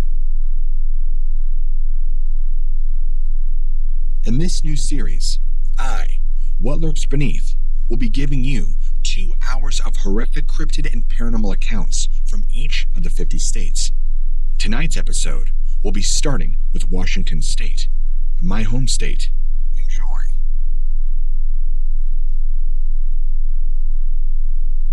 My friends and I were out on a hike through Snoqualmie Pass in Washington State. We came across something that had us all very confused. We were right above Snoqualmie Pass, right around several thousand feet up. We hiked about an hour away from the pass to this very desolate area where there's nearly nobody else hiking besides us. And we saw these really strange coyotes. They were walking upright, like humans do. They even bent their back forward, like somebody else does when they're picking up something off the ground. All three of us agreed it wasn't a dog. If you looked closely at them, you could see how it walked differently than any other canine would. The front legs also moved too similar to a human leg. If it ran into some brush or something, it makes sense that would have gone over it. The second thing was the movement of the tail. Dogs seem to wag their tail more side to side when they're excited, while the tail of these animals moved up and down. Also, they were extremely skinny, but not starving. This leads me to believe it wasn't a lack of food or water that led them to walking upright, because I'm still scratching my head at this one. We saw 3 of them at once. Then, another one, 30 minutes later, which we witnessed for longer. Also, another strange thing was the eyes. In trail cam footage that I've seen before of coyotes and foxes, their eyes will catch light and reflect, showing red very brightly in photos. However, these coyotes' eyes do not reflect like that. I know you are probably thinking we were looking at foxes, but they looked nothing like them. Even the ears looked different. They were more like an elf on top of the head, and the tips of the ears were more pointed. This was back in March of 2017. We had also found some trail cam footage of these same animals on YouTube from somebody who took photos around that time, which would match up with what we saw. None of us have ever seen something like this before, so it felt really weird seeing them. I remember being a bit scared, but our curiosity outweighed that feeling, and we just simply watched these animals for about 30 minutes before they all disappeared into the brush. In terms of what these animals were doing, they were just walking around in circles, looking for something to eat, or scavenging from the ground, or so it appeared. My friends and I weren't far enough away from them to see if they were digging up roots or grubs, or whatever else coyotes hunt for food. Justin is one of the witnesses. His brother, who lives in Idaho, said he would check out what was going on at night. His trail cams would always catch some weird things. He found that he also had caught pictures of these animals too, walking upright, and other strange things. After he saw some pictures, they looked exactly like the ones we had saw. He lives in eastern Idaho. It's pretty high up there too, roughly around the same feet above sea level. He also saw them back in February of 2016. I'm not sure if that's exactly significant or not. Please let me know if you have any questions. I hope this can help.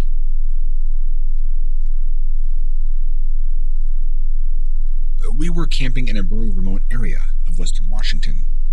This area is called the Long Beach Peninsula. It's beautiful and remote. All forested coastline with lots of intertidal life.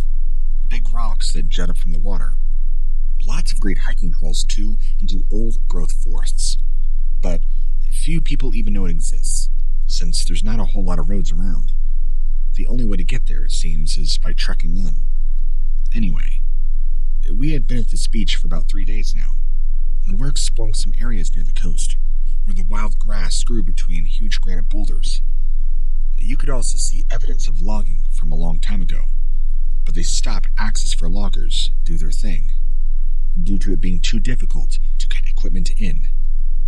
We were walking quietly along the rocks when my mother spotted something large in the grass, only about 50 or so yards up. It appeared to be like a really big deer standing still, but when we saw its head sticking up, we realized it was too thick to be a Sitka deer. It was brown, almost like dark brown, and way bigger than any cow you've ever seen. At least the head shape was not any cow or deer I had ever seen either. Long story short, this thing stood there for at least 5 minutes while we watched from behind cover, thinking how lucky we were that it did not see us. If somebody had been alone, they would have literally run into the trees screaming for their life. My mom was in the lead when she saw it. I was in the middle, and my aunt was at the back, since she doesn't like to hike much, and has had fresh hip surgery. We all got good looks at this thing's face when it turned around to look toward us once or twice. It had a bit of a snout, but not really. I don't know how to describe it because I've never seen anything like it. We were up in Washington State, about 2 hours north of Portland, Oregon, near Long Beach Peninsula. We stayed on a gravel road called Twin Harbors Road, just off the 101, close to Joyce, Washington to Ocean Shores, Washington.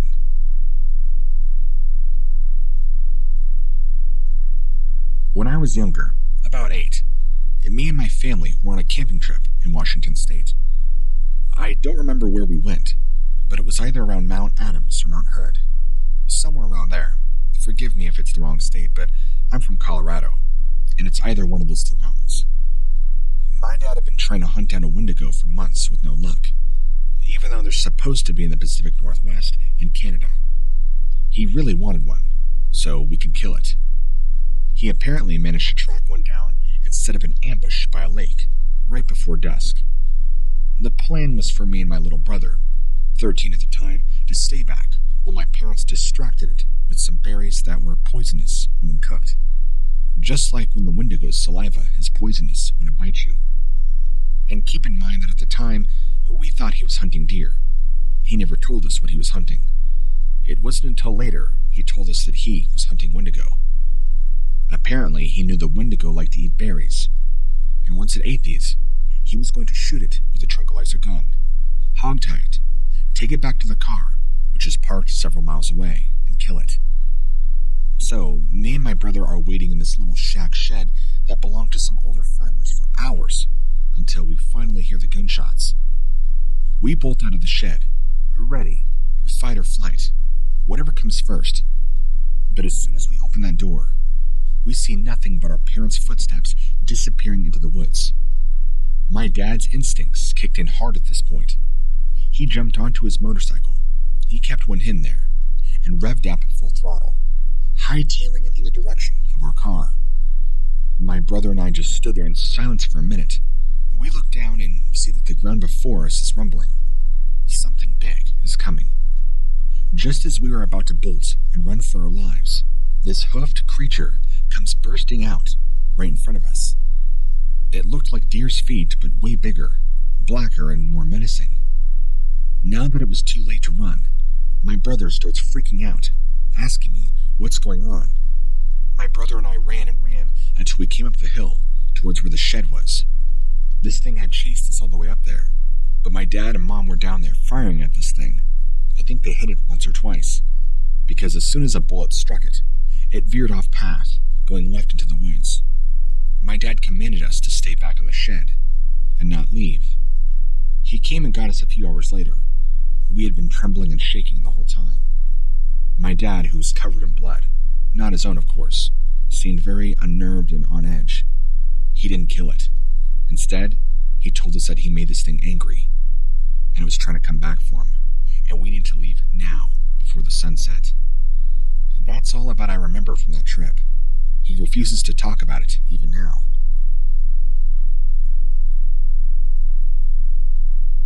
Brothers and I were camping in Osoyus. We were at the end of a trail that was all sand. It began to rain as we went back to the cars, so we decided to wait out the storm and shoot our guns off. I don't remember exactly if it was legal or not. I shot off my measly .22 about 4 or 5 times. My brothers shot off their rifles, while my other brother took some video on his phone. As we're leaving, we head down about halfway to this ridge, down the trail, when one of us noticed something moving on the ridge of a nearby hill. It looked like somebody was just standing there, like another person had showed up behind them and motioned for them to come down the ridge together. They both headed towards our direction slowly. Then they began to quickly run down the hill.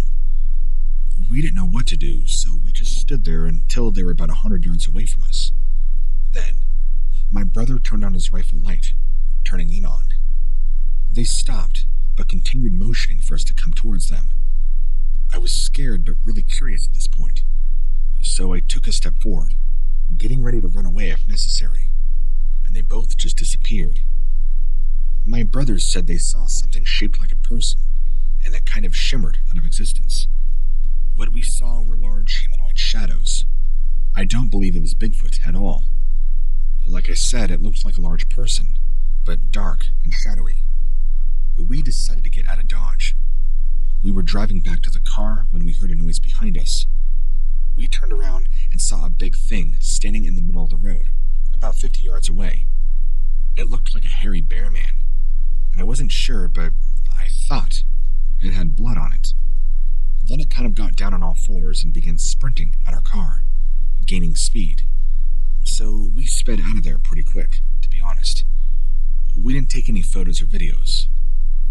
Between the shadows we saw and this scary monster, there's no telling what it is we really encountered.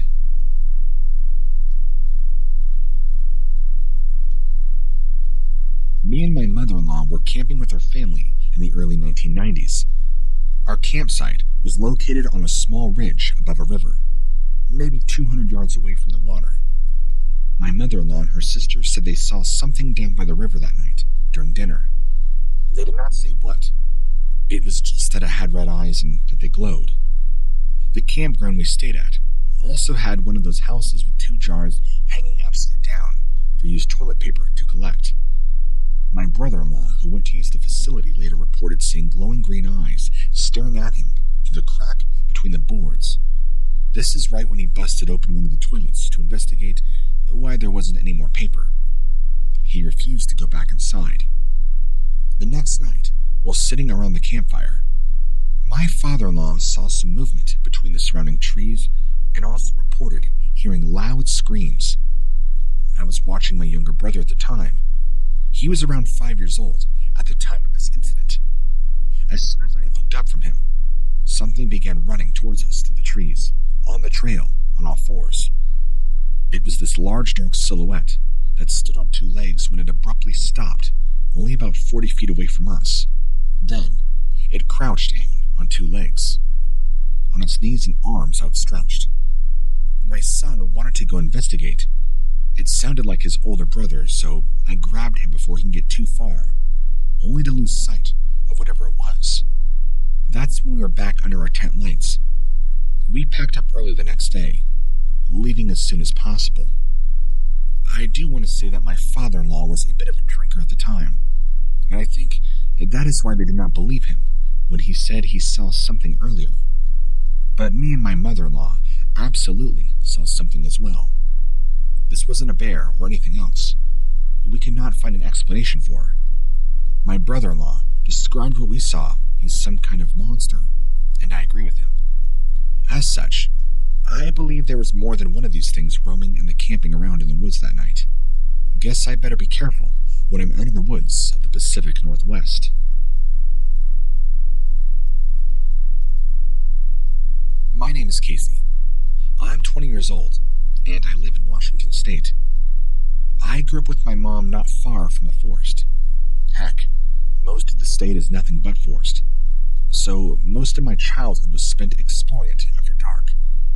I remember one night when I was around 8 or 9 years old, and my best friend and I at the time came to a small opening in the trees, just big enough to fit a driveway or a medium-sized house.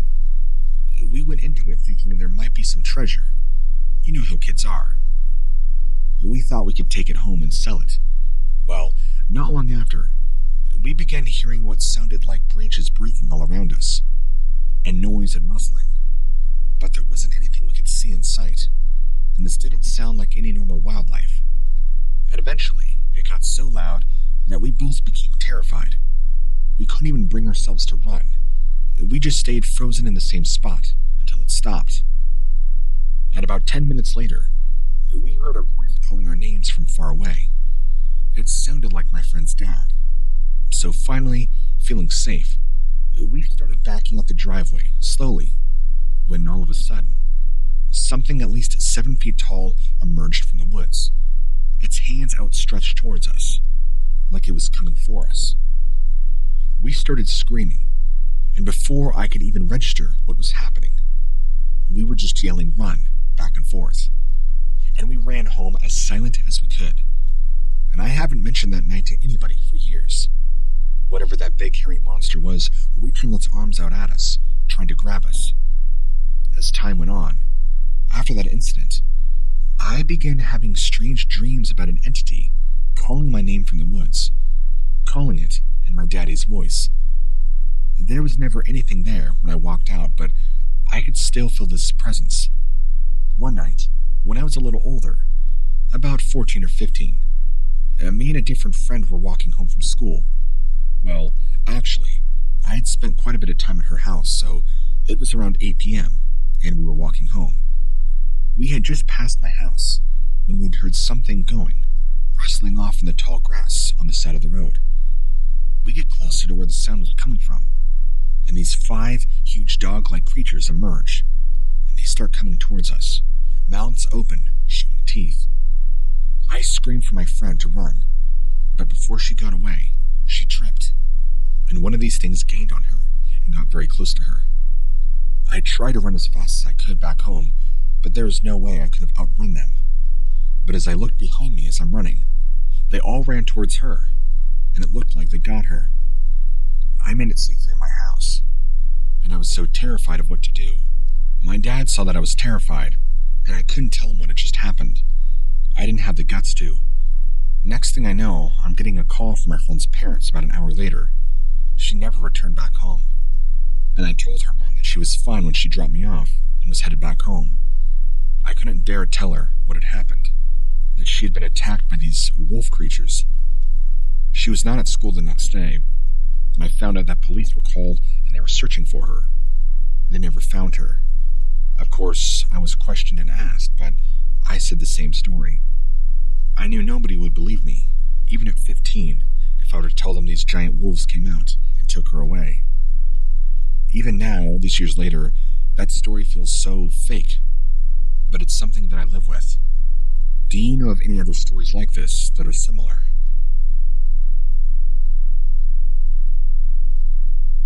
I lived in a very rural area in central Washington.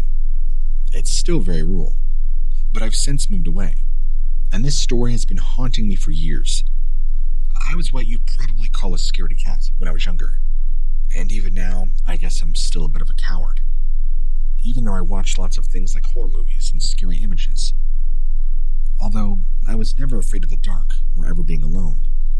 But if it were up to me to choose who went into the haunted house at a local fair every year, you guessed it. So this day, I had just gotten home from school one afternoon, right around 4 p.m. It must have been sometime in April. For whatever reason, my mother was not home yet, so I waited on the front porch for her before coming in. The spring air was crisp, like it usually is, how things go from cold to warm. But the sun was shining, and it wasn't too cold or too warm yet.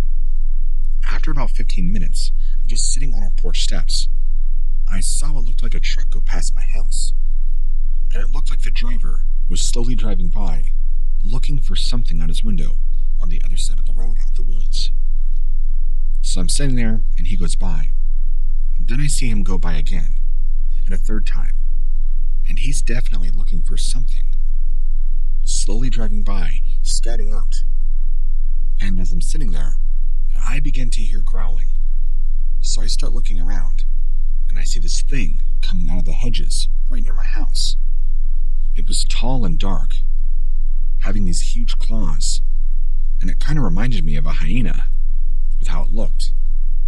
Very striking eyes, and it began to slowly pace its way towards me, right around the driveway. I was completely panic-stricken, so I jump up, not knowing what this large dog is. I run in the house, and I lock the door, and I throw myself against the door. Now I could hear it outside the house, pacing, growling, and after about 5 or so minutes, things go quiet. Then, shortly after, I hear my mother pop up, and I hear her voice. She's on the phone talking to somebody. She tries to get in the house and wonders why I'm up against the door. I let her in and I tell her, I saw this big dog that was trying to get us. It looked like a hyena, and looked like nothing I've ever seen before. She totally downplayed it, but thought I was just having a stressful day or a nightmare, even though I was clearly awake and I was outside, just waiting for her to get home. I almost wonder if that older guy driving around, pacing down the street in his truck, if that was the dog he was looking for. I didn't see him anymore. So fast forward to that night, and I'm lying in bed, trying to go to sleep, and I hear something at my window. I turn in my bed to look, and it's that same dog from earlier, pressing its face up against the window, dragging its face back and forth, getting snot and saliva all over the window. It looks pissed, and it looks like it's running in my window. I start screaming, and I run up out of my bed into my mom's room. And now she's freaking out at me, cussing at me, wondering why I'm acting so ridiculous. I explain to her there's something trying to get in my room. She gets up, flicks on my light. There's nothing out there, but the saliva trail and snot is all over the window. She just tells me, honey, don't worry about it. It's probably just a friendly neighborhood dog. And fortunately, I convinced her that I should sleep on her floor for the next few nights, which I did. I just grabbed a sleeping bag, I could care less about the hard floor, and I slept there. After that, I had no more run-ins with this strange hyena dog thing that was attacking our house. This was all the way back in 2009 now, when I was in middle school. Haven't seen it or heard of it since.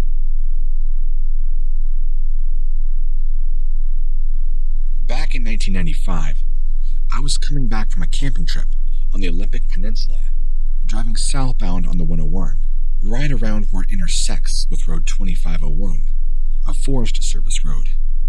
It was later in the summer, so it wasn't quite dark out yet. It would have been somewhere around 5 p.m. Luckily, a buddy of mine had a cell phone with him, because the story could have gotten really bad really fast if he did not. I looked down to my right and saw what appeared to be a small bear running alongside the off-road, not far ahead of me. This is nothing new at all. Washington State is home to many black bear. But I keep watching as we get closer, expecting my friend to see it too, but he never does. And then all of a sudden, that bear started moving into the middle of the road. I stomp on the brakes, swerving, and trying to avoid hitting it. But at the last second, I saw it. This big, nasty wolf, easily weighing 80 pounds if not more. The front of my car hitting it hard enough to send it flying and out into the opposite lane to land in front of another car that was coming our way. The other driver hits it too, and it lands dead in the road. But there was something odd about this wolf. It did not look like a normal wolf. So my friend and I get out, along with the other driver, who we started to call 911. We all circled around where the wolf had landed to see if it was okay. It wasn't moving. We could tell it was dead. And as we stood around it, we were all like, "What the is that?" We realized this was not a wolf, but something different. It was very muscular, and honestly, dare I say, looked like a miniature werewolf, probably about 4 to 5 feet tall. It had very long front arms, very large hands with black claws. Its face was very fierce looking, but its tongue was hanging out of its mouth and blood pouring out of its mouth. Its eyes were wide open, and part of its spine was bent. Its back legs were much shorter than its front, and it was colored very similar to that of a wolf, but grayer. The hair was also a lot more thinner and shorter. This thing was incredibly muscular. It was kind of human-looking. Even the teeth were terrifying. They did not look like canine teeth. Everyone was completely curved and razor-sharp.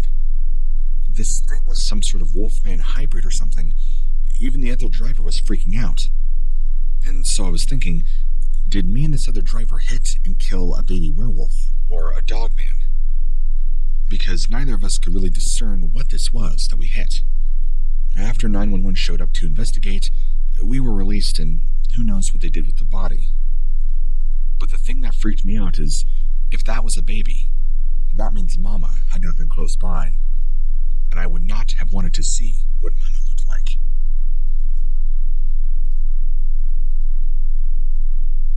Howdy.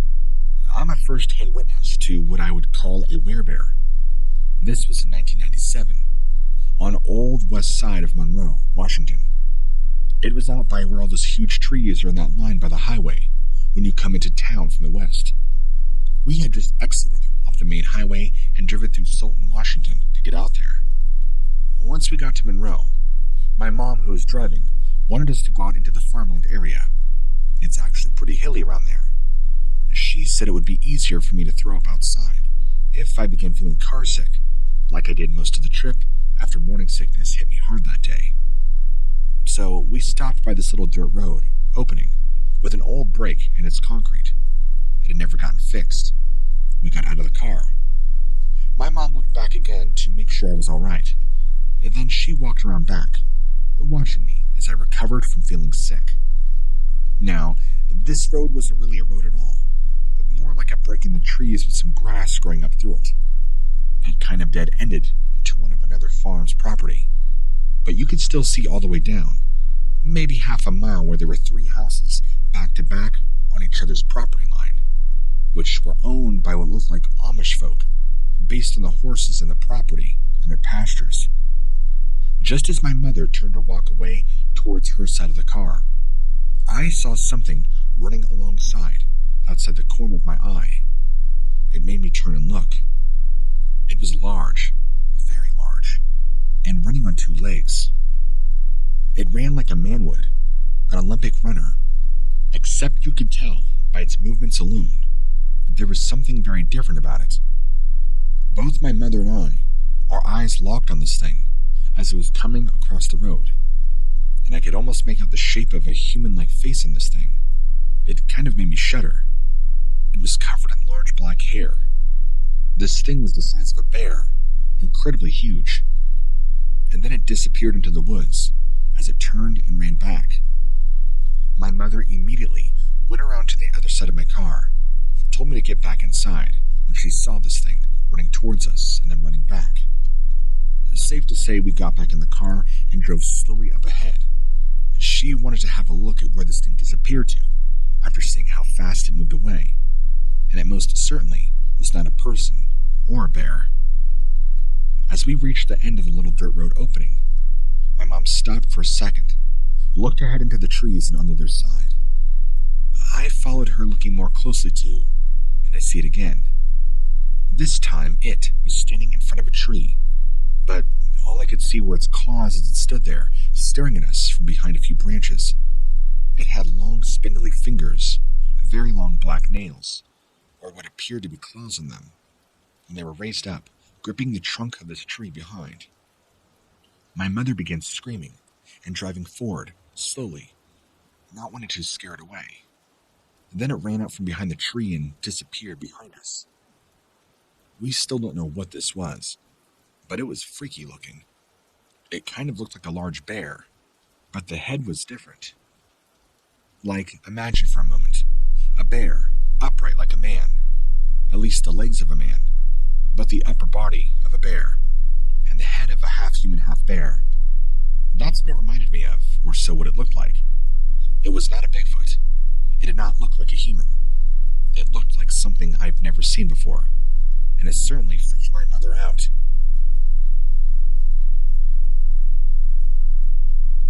When I was a kid, I had a very heartfelt and personal experience. My family was not well off, but we were doing fine financially. We lived on a farm in the country with very little human contact outside of our own community. We had lots of land, with mostly horses as our livestock. Our closest neighbors were 8 miles away from us, and we only had one road connecting us to them. It wasn't exactly uncommon for kids to go days without seeing another person, besides their own families, if they chose to. My sister and I used to play out in the fields around our house, come back when we got hungry or needed water, or if we got hurt, or something like that. When we ran into each other while playing, there was no rush for us either to head home. We'd share things like toys or food, then get back out there into the world that we lived in. One day, I was exploring a very dry creek bed near where we lived, and I saw something dart up and over an embankment next to me. It really startled me. It moved so quickly and silently through the trees and across the ground. I could hear nothing but leaves brushing. As soon as this thing disappeared from sight, my stomach sank, and I got a very bad feeling in the pit of my stomach. Like premonition, bad luck type stuff. So instead of stopping to think about what just jumped over the hill, I ran as fast as my 7-year-old legs could possibly carry me, back towards my house. And then I saw it.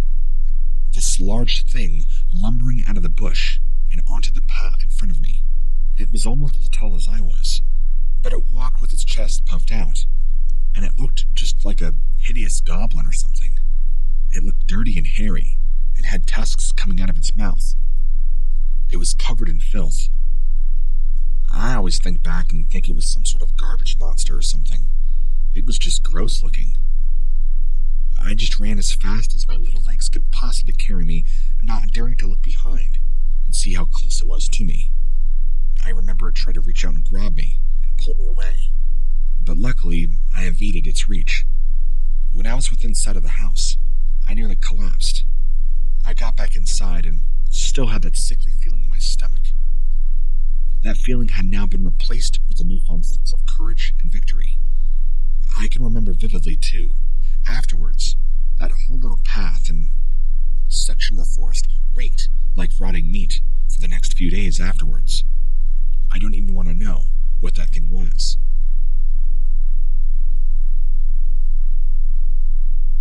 In 1934, I was born in a small town of about 200 souls. We lived on a homestead with my 2 brothers, parents and grandmother. My father had been raised on this land by his own grandfather, who made his living as a trapper and subsistence hunter. From the time he was old enough to walk, my father spent most of his waking hours out in the surrounding woods. There were no schools outside of town then. He had only an 8th grade education, but became a very successful businessman when he grew up. His business partner for many years was an investigator with several degrees. This is where I come in. You see, Grandpa Harold taught me everything he knew about life in the forest and how to survive. When I was just 9, my dad had developed a terminal lung disease that ultimately killed him just years later. Needless to say, our family completely devastated by the loss. It took me many years to realize the full impact of what had happened. But I have come come to understand that losing our father left us all somewhat broken. My mother remarried soon after Dad died, and we went to live with her new husband on his ranch in eastern Washington. That's where the story really begins. I would be about 25 or 26 at this point, working as a professional land surveyor for local counties around Yakima. At least, I thought I was still a land surveyor. One night, I was working a graveyard shift, 11 p.m. to 7, right around an old duplex office, packing up my gear and planning to go home when my boss called me out of the blue. He needed help with some work he had been contracted for about 4 hours away. He needed some help because apparently he had hired some new workers who didn't exactly prove to be competent. So I agreed, and off there I went in the middle of the night. The following morning, when I arrived at the job site, my boss introduced me around and they handed me a huge pile of topographic maps. He informed me that I needed to walk down each of these roads and check sheets, measure off all the trees in the area that have been marked by surveyors' flagging tape. At first, I thought it was odd they would be asking a woman to walk down remote roads, all alone measuring trees. I'd only been walking for maybe 15 minutes when my worst fears came true. It happened in a place where the road made a sharp turn, and there was an old dilapidated barn that had collapsed years before, and I spotted him. Something out behind the woods that looked like a large hairy man, or somebody in a large gorilla costume, which I thought it was initially, until I saw how big it was and how it moved, and how its eyes looked. I was scared. It began darting away from me in the trees and started making this whooping sound, smacking the tree really hard with this large mini log. I dropped my check sheets and ran back to the office as fast as I could. When I got there, they demanded to know what had happened on the job site, and just why I was so pale. I told them I thought this big hairy man that came out from behind the dilapidated barn and scaring me half to death.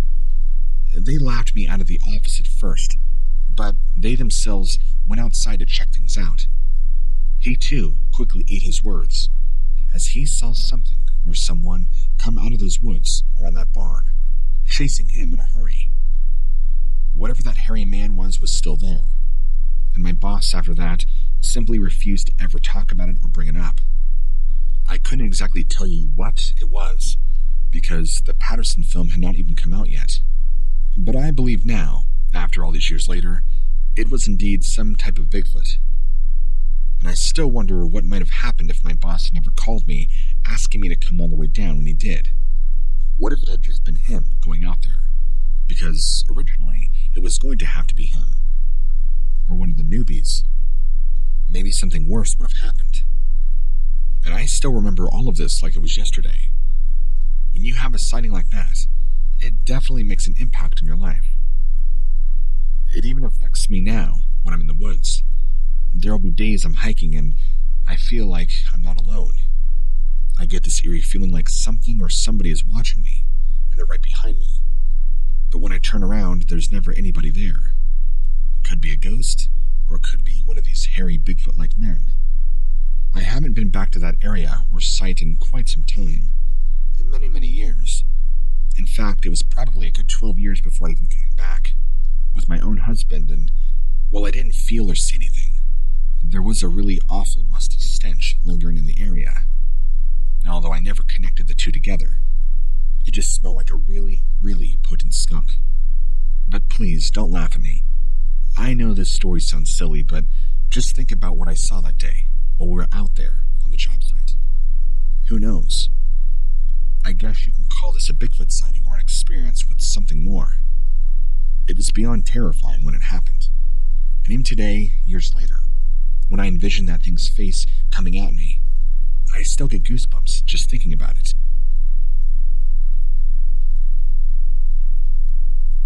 I'm the witness. On May 18th, 2018, at around 6 p.m. Pacific Standard Time, Washington State, my fiancé and I stopped by a small county park. We were looking for elk in the area when something caught our attention. It was in the tall grass about 50 feet away. We could see that it was crouched down and moving, very very slowly on all fours. We thought maybe it was an injured animal, maybe a large dog, with how it was kind of moving. But then, it just randomly stood up on two legs and began accelerating in movement speed, all the while making these horrific shrieking sounds. I've heard howls from coyotes in packs, and even lone wolves before. This was nothing like that. These were very long, loud, drawn-out screams. I will never forget them. My spine itself tingled, and the hair on my entire body stood up, feeling more frightened than I ever have before in my life. Once it ran away, and reached probably about 80 feet away from us, it stopped, went back down on all fours, but continued to make this shrieking noise. We lost sight of it pretty quickly, and we were the only ones around. We kind of were just speechless and walked back to the truck, not saying much of anything. Neither of us could really believe what had just happened. When we got out there initially, it was dark, so we didn't realize just how far away it was or what else was out there with us. My fiancé still claims that it was a badly injured dog, but I don't know. The way my fiancé still thinks about the shriek, it kind of bothers us. It didn't look like a normal dog, and it didn't act like a normal animal. And obviously, the standing up on two legs and running off is a huge red flag, of course. But forgive me because I'm just trying to rationalize it. Apparently, the local American Indian tribes also believed these things were real and living amongst us for hundreds of years. Bigfoot, dogmen, dugways, I don't know. I've not been back to the park since, but reading experiences similar to mine on the internet, I have to maybe believe that this was possibly a dugway or a skinwalker, which is what the local Native Americans have called it. When my fiancé and I have asked about it and tried to research, although I'm still unsure.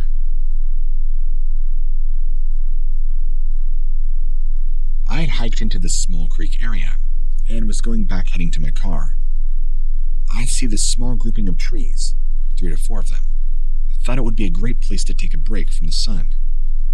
I walked over towards it, but didn't really look up until I got closer to the shade, about 20 feet away from them. I noticed something up on top of them. I couldn't really make out what it was, but some kind of animal with 4 legs, but different proportions than any creature I've seen.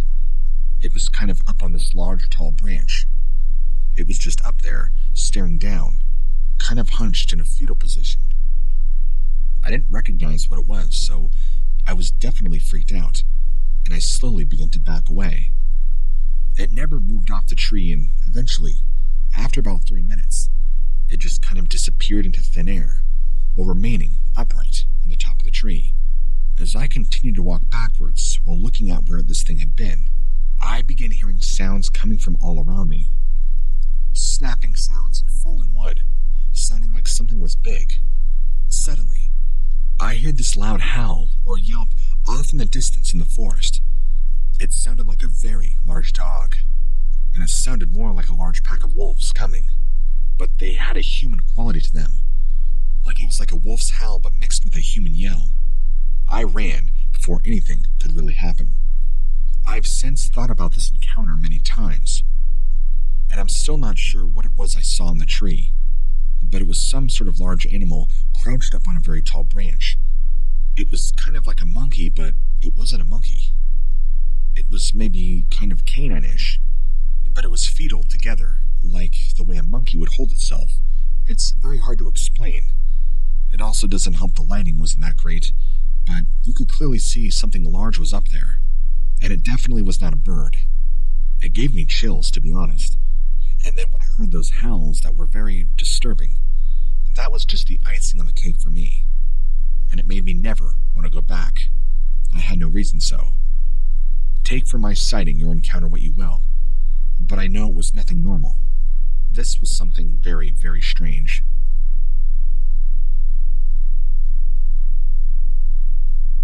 Greetings and salutations. Thank you for taking the time to read this story. It's not my own, but my friend's. The encounter occurred back in 1979, when he was just 16 at the time. He had been out fishing with his father on one of their traditional days out together. his father has since passed away, so getting any additional information is possible, unfortunately. The location is Vashon Island, just offshore from Seattle. It apparently, from what I've heard, is home to a small community of what people refer to as werewolves, or I guess people from the Midwest know as dogmen. My friend and his father had apparently gone camping on the island during the day, staying overnight in a cabin that they owned. These wolves, dogmen, whatever, came around when their dog began barking like crazy at something outside. What was described to me is pretty graphic and terrifying, so I'm going to do my best not to elaborate or embellish.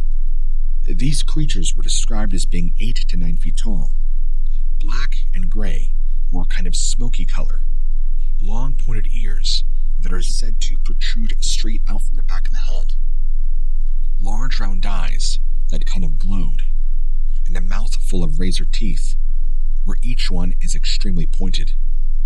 In fact, the comparison he made is if you've ever seen those dinosaur movies, like Jurassic Park, and you see how some of those teeth are, where there's a bunch of teeth in the mouth and each one is pinpoint sharp. That's how these things' teeth were. Completely unnatural for any canine to have. These were alpha killers. These creatures also walked around on 2 legs, just like a man's legs. They were not hawked like a dog, nor did they bend back. These were bipeds, and they moved like bipeds, not just like some animal that was only used to walking on its hind legs for a short distance. You know, like a bear. So that's how we know this was not a misidentification, but something else entirely. One detail he did not forget to describe for me was their smell. He described it as wet dog and rotting meat and blood. And also there was kind of an earthy undertone mixed in there, along with the stench. It made him gag every time he knew they were around. And he would also notice the sound outside going completely silent. And it made his father very unnerved. They would always hear this heavy breathing and kind of a panting noise. I guess one of these creatures tried to pull his father out of his sleeping bag, but he shot one right in the eye, blowing its eyeball out, where it retreated into the woods, howling and screaming. My friend was convinced this thing wanted to eat him and his father, but his father kept him protected all night. The experience was so traumatic for both of them that they just packed up that night and left, while leaving all their camping equipment and even food supplies. They did return days later to retrieve it, but said that the lingering odor of these things was so strong they did not feel safe to stick around for very long. Plus, at the time they came to retrieve their equipment and supplies, it was nearing nighttime, and they knew, once the sun went down, these things would probably be in their full pursuit. I think that's just about everything I can remember about the story. If you want to know more, feel free to email me back. I can gladly ask him more about his experience and the sighting. Have a good day.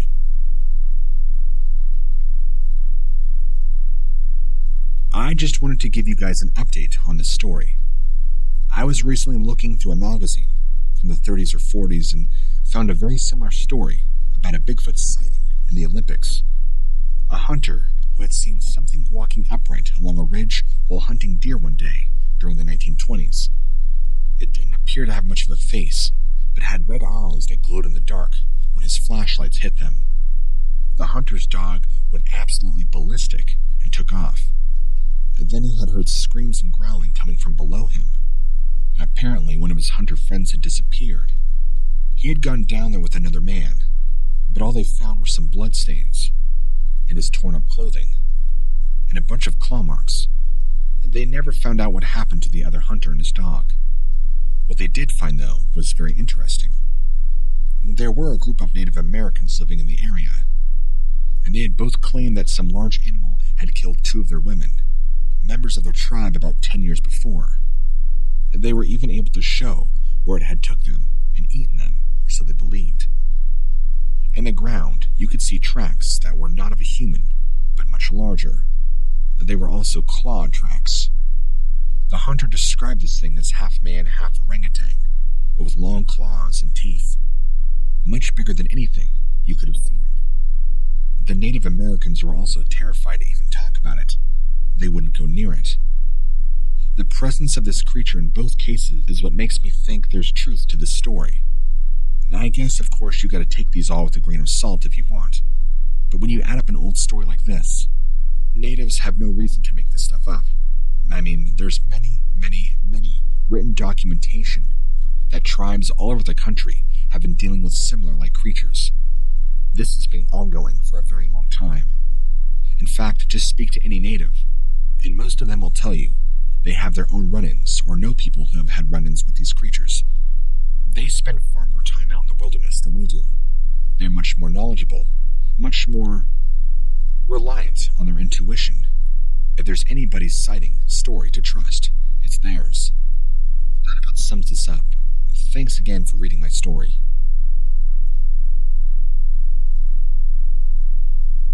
This was when I went outside of Bellevue, closer to Seattle. I was in my car when I spotted a large dark figure on the right side of me, my driver's side window. It made me slam on my brakes and just stare because what I saw was not a bear. It was kind of crouched down behind a bush, but definitely not a man either. I can recall its fur being very shaggy, very black. It had very broad shoulders and was facing away from me, towards a big log. I don't think it exactly heard me or saw my car, but before it could, I threw myself in reverse, peeling out of there. I was so scared by the sighting that I had no idea what it could have been, but definitely not a bear as I've said, or any other animal that I've seen before. It definitely reminded me of the Patterson footage, and I'm very skeptical of those videos, but what this was, there's no way this was just somebody in a costume. By the way, this happened back in 2007. This was too real for me. This was right outside of Seattle, not very far. If anybody else has any possible encounters that are similar, please do tell. I've never seen anything like this before, that's for sure. A question that I have is that if there are more of these creatures out there, and they're remaining hidden, does that mean they're dangerous? I don't know if there are any reports of aggressive behavior on the part of these creatures, or maybe they're Bigfoot. Maybe they're just quite timid beings, not all that interested in harming humans. I'm just curious.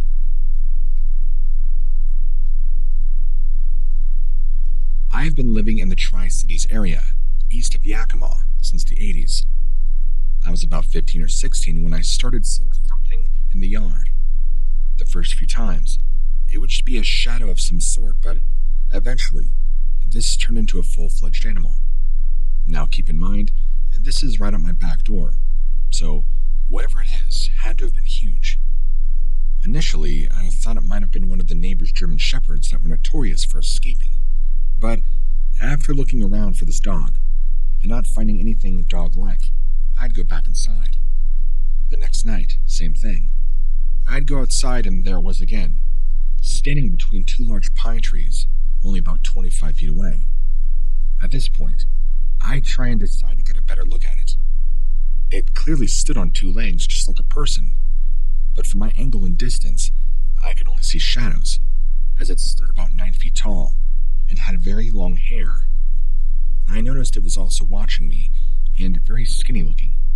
Then it dropped down to all fours and bolted off behind the woods of our house. I had never seen anything like this before in my life, so I didn't know what to think of it for a long time. I've since tried to do some research and talk to friends and family who've also seen similar things. I think we've all come to the conclusion that this was a skinwalker. A little more research has turned up some pretty disturbing facts about the subject, which seems authentic enough to be true. I won't go into too much detail on here. I don't want this thing getting any ideas on coming back. I will say that it seems these things are nocturnal, since it appears at nighttime a lot, and appears very active around our house.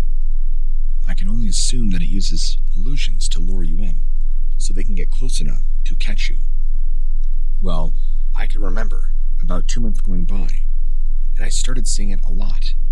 This time, it tried to get inside our house, and we would always see it outside the back window, which would appear and take the shape of a large shadow, just this large mass, and have long stringy hair. We could never see any eyes or mouth or face, but you could just know when it was out there, when it was staring at you, watching your every move. And this thing would just stand there deathly still, staring off at us for what seemed like forever. Although the very first time, I had not noticed it, until I looked over and saw the shape there, watching us. I began to scream my head off. I can remember my father come running into the room, thinking a stranger had broken in to try and kill me, although it might have well as been. He found nothing out of place, except for me curled up under my sheets, screaming. He got me to calm down, and what happened? He actually went outside for us and looked around. Well, there was nothing there. Nothing that he could find. A few years go by, and my grandmother starts having the same thing happen to her. She lives quite a bit of ways, though, but still in the same area. She said this thing would take shape as a shadowy man and just sit at the foot of her bed, staring at her until she finally screamed herself awake, because it would appear in her nightmares, and she feels it was actually there in real life. It did not seem to follow us after this, though, and one day it just seemed to disappear altogether. I believe these things are real, and they exist. They can take whatever shape they want, since skinwalkers are actually shapeshifters after all. They can manifest into physical beings, or they can turn into supernatural ones, kind of like a magic trick. My solution? Do not go outside alone at night. I'm not kidding you on that one.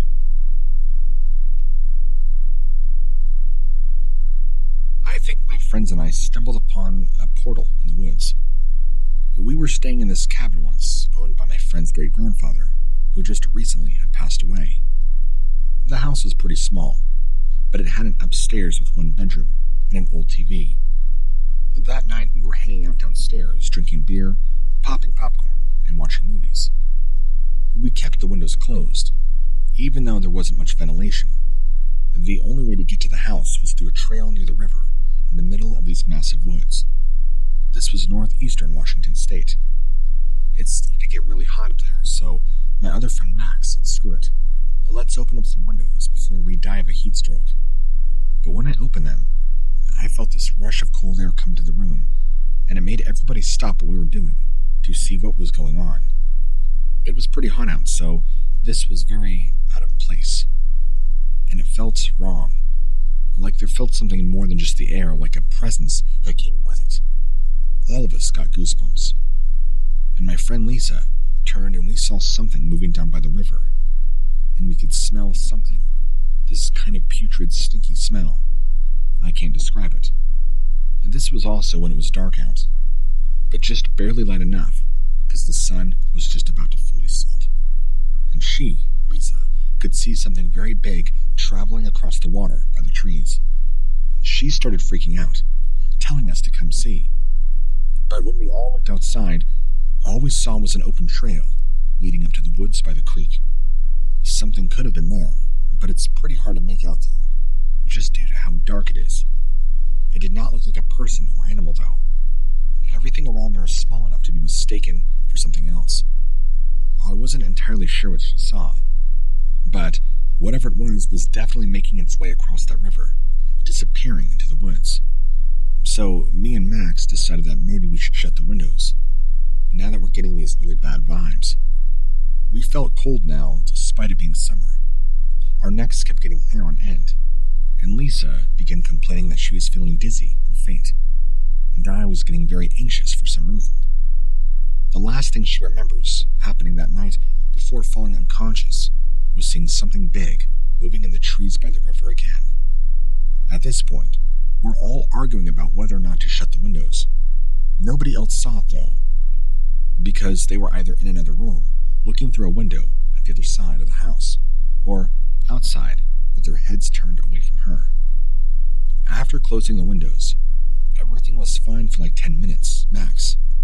We turned back to our usual antics, or at least tried to, and then I began feeling unwell. So, me and Max went upstairs to take a break. He laid on our bed, watching some TV up there, and I sat by the window, trying to relax after whatever weird events had transpired, just trying to forget about everything and unwind. I swear, it felt like we all were being watched from outside, even though nobody else was there, and it was just us. Then, we hear Lisa start screaming that something big is moving through the trees across the creek again, moving towards the property. I took a glance myself and convinced her it must have just been a deer. But as soon as it had fully emerged from those trees, my jaw hit the floor. It looked like some sort of large, big animal, covered in hair, with glowing eyes. Its face was somewhat human, but the flesh was pulled back, and it kind of looked like a cross between a man, a wolf, and a bear. And it started ascending up the hill towards the house. It kind of lumbered and walked strange, like it was drunk. We all just got this feeling of pure dread just sitting in our stomachs. I couldn't move, just staring at it coming closer and closer towards my room. That's when Max woke up from his nap. He turned around and saw what was happening just in time. He grabbed his flashlight, started screaming into the hallway before he ran away. Max grabbed it, shined the light towards it, and began screaming at it, telling it to go away. I was panicking. Then I heard Lisa's door slam. This thing tried to break into the house. You could tell it was slamming on the windows and slamming on the doors. All of us were completely petrified. Max pulled out his old .22 that he had brought with him and started shooting at this thing and shooting up in the air, trying to make as much noise as possible. I think he scared it off for the time being, because it quickly disappeared into the trees. After he got it scared away, he managed to try and calm himself down, and we were all trying to calm down. We were pretty traumatized by what had happened, all trying to rapidly question each other. What was that? Did you see what that was? I don't know. What do you think it was? Well, luckily, Emily had cell service, so she called 911 and said that we had an intruder. Well, when the cops came, they looked pretty confused about what we explained happened, so I'm guessing they didn't really believe us. But they sure looked surprised pulling up and seeing Max waving his rifle outside, looking like a crazy person. Overall, it still feels like a very traumatic memory, and it's probably the last time I decided to go camping for a few days up in a cabin in the woods. Even now, I don't really like answering questions about what happened.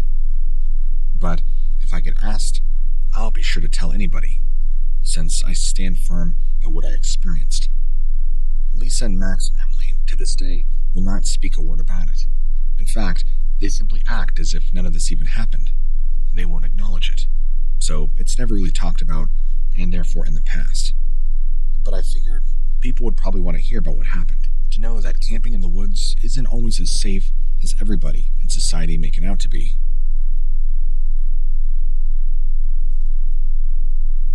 We were camping in the Gifford-Pinchot Forest. This is in Washington State, for my daughter's 4th birthday. She loves camping, and I wanted to make it extra special by taking her on a special overnight trip. It was roughly 10 or 11 o'clock at night, and we all saw something very strange. I can remember seeing the lights up in the path that leads to the woods. We were staying near a lake. I thought somebody might be having car trouble or something. But then all of a sudden, these dark shadows began moving toward us from the forest. Several dark entities moving through the air. They were definitely humanoid. 2 legs, 2 arms kind of thing. But they did not look human. And they were levitating. They moved right past one neighbor who had their dogs beside them. The dogs did not move or make a sound, which I found odd, like the dogs did not notice them, and neither did the neighbors. I honestly thought it was evil spirits coming to attack us in the middle of the night. I kind of feel silly for overreacting, but what was I supposed to do? I thought we were in danger. Thank God they evaporated or disappeared. I have a big floodlight attached to the back of my truck, and so I started shining it around. They had disappeared already. Didn't see them again. Very, very weird.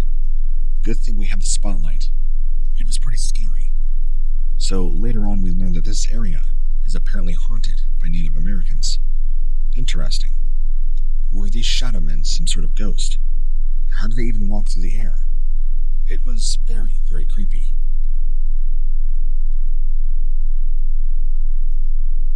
I can remember this like it was yesterday, but this was back in early 2014. A buddy of mine and I were doing some camping out in the woods, not too far north from Seattle. We had our guns locked and loaded, ready for anything that might be wandering around. We weren't exactly hunting per se, just seeing if anything strange would wander into range. What happened was definitely unexpected. As it began to get dark, we thought the forest was becoming silent. But then I heard a twig snap over by some bush. I pointed my guns toward it, as my friend came in with an extra light to see what made the sound. What we saw is something I will never forget. A white figure with huge black eyes staring back at us. It looked like something right out of a horror movie. It was on all fours and had these strange, broken arms and legs. It crawled like a spider. I decided to shoot at it, but my friend quickly grabbed me before I could. While this thing did not move, I heard some rustling in the bushes behind us. My friend went over to see what made the noise, and I kept my gun pointed towards this thing. There was another one behind us. After that, we both pointed our guns at this thing. Surrounded, now we felt threatened, and they quickly just kind of scattered off. Completely horrified by something we had never seen before. We're now convinced, after looking online, this was a run-in with skinwalkers, or whatever you want to call them. To my knowledge, there has never been any stories about something like this anywhere near Seattle, or even Washington for that matter. So, now here we all are, wondering about these strange creatures. Their eyes were so intense I could never forget them. It's like they were looking into my soul, but in the worst way possible. They scared the living hell out of me. Now, I feel like there is something more in the woods than just animals wandering around. I would love to know what any of you guys think about my encounter, or if anybody else had had something similar happen. Thanks for reading my post.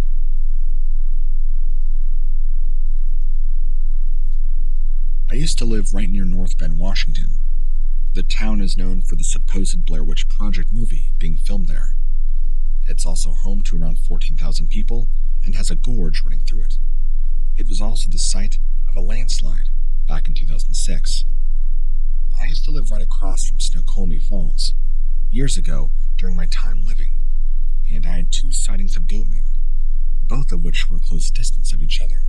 Once, while walking down an old road that leads into this area by my house very late at night, right around 2 in the morning, I woke up and found a large human-like print pressed deep into the mud on this path that leads out to these woods, which is full of old game trails and logging roads. We also caught some large animal noises coming from those woods back then. Very strange noises that you can't exactly put to an animal. A few years down the road, I went on a hike up a trail very close to the site of the very first sighting with a friend. We tried to take some pictures and were going to post them online, had they not been too dark.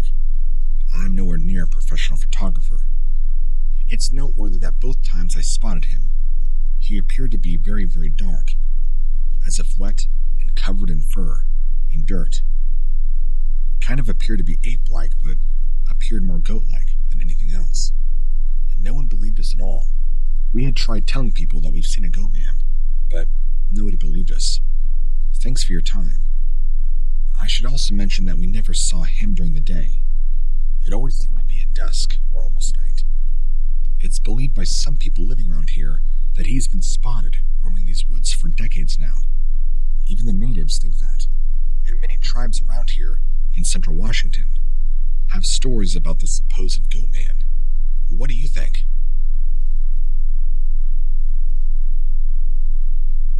Recently, I began dating a girl who told me about an experience that she had while growing up. She was driving home from work through a very remote area of western Washington at night. Her little sister in the passenger seat. It was raining pretty hard and the visibility was very poor due to this. As they were rounding a corner at high speed, she claims there was something large standing on 2 legs next to the road that appeared out of nowhere. Instantly, she recognized this as some kind of animal. She slammed on the brakes and skidded off to one side of the road, almost in a ditch, rather than hitting whatever it was. Her younger sister began screaming and pointing at this thing, so my girlfriend shut her car off to let the car calm down, in hopes that it would have left her alone, and suddenly heard gargling sounds coming from the left. She turned her head to look out the side window, and there was this large hairy creature walking around on two legs, looking at them through the very back window. She claims that it appeared to have slipped shoulders which led down to very bony, elongated arms. She claimed that it put both its hands up against the back seat windows as if trying to grab onto them, or trying to reach through the windows, which were slightly down. She claims that it reared back several times as if trying to hit the car, before finally becoming frustrated and walking away, still hunched over. She claims that this thing also had an awful stench accompanying it, that it smelled like hot garbage left out in the summer, and really, really bad BO. The reason why I find this story so interesting is because shortly after they drove home, my girlfriend told me that she was the only one who in her entire family has seen one of these things, and she's also a very analytical, scientific person. She's probably the biggest Bigfoot skeptic you can think, and so for her to have an account like this just proves that even the most scientific of people who don't want to believe anything can experience things that are out of the realm of question. I believe it was a Bigfoot, and I've told her that myself. She doesn't want to put that to it and say she had a Bigfoot encounter, but she agrees that it definitely wasn't something normal. Very, very odd indeed.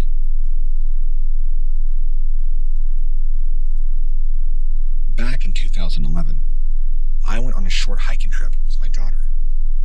We were at the base of a small mountain, and my daughter said she was thirsty, so we stopped at a stream about 100 feet away from it. She gets out and she's looking into the forest, I guess for some water, and I see her run back to the car, all scared, telling me that there is an evil spirit. She says it looks like a goblin. I thought she was just playing a prank or being jokeful, but slowly it begins coming out towards us from behind the rocks, almost like it was trying not to get caught. And I see this thing. It's probably about 4 to 5 feet tall, very dark in color and very, very ugly looking, but it definitely looked like a small humanoid, easily the size of maybe a 9 or 10-year-old child. I got a pretty good look at it, and it freaked me and my daughter out, because as soon as it showed itself from behind the rock where my daughter just was, she was now screaming, and we drove to get away from this thing. I mean, it was only about 20 feet away. I don't know what this thing was, and quite frankly, I don't want to know.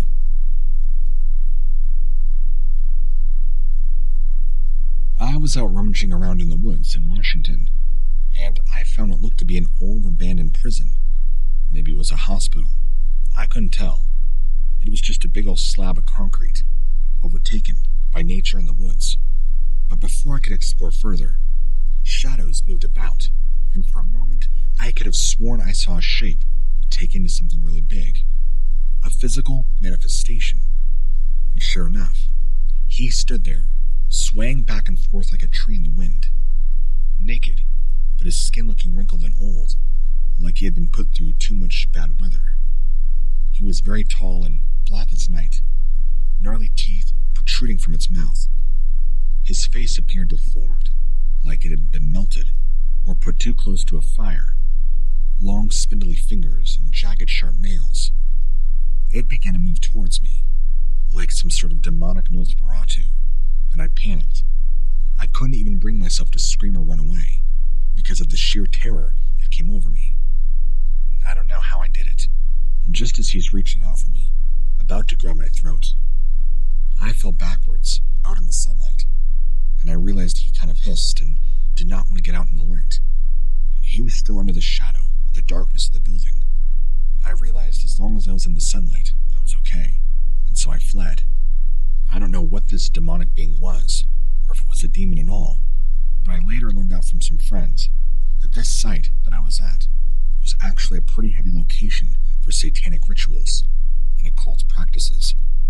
I guess they would do a lot of animal sacrifices in this building, and that apparently, word of mouth is that demons now roamed and protected this building, or what used to be one, which leads me to conclude that what I had encountered was indeed a demon of some kind that had taken physical manifestation.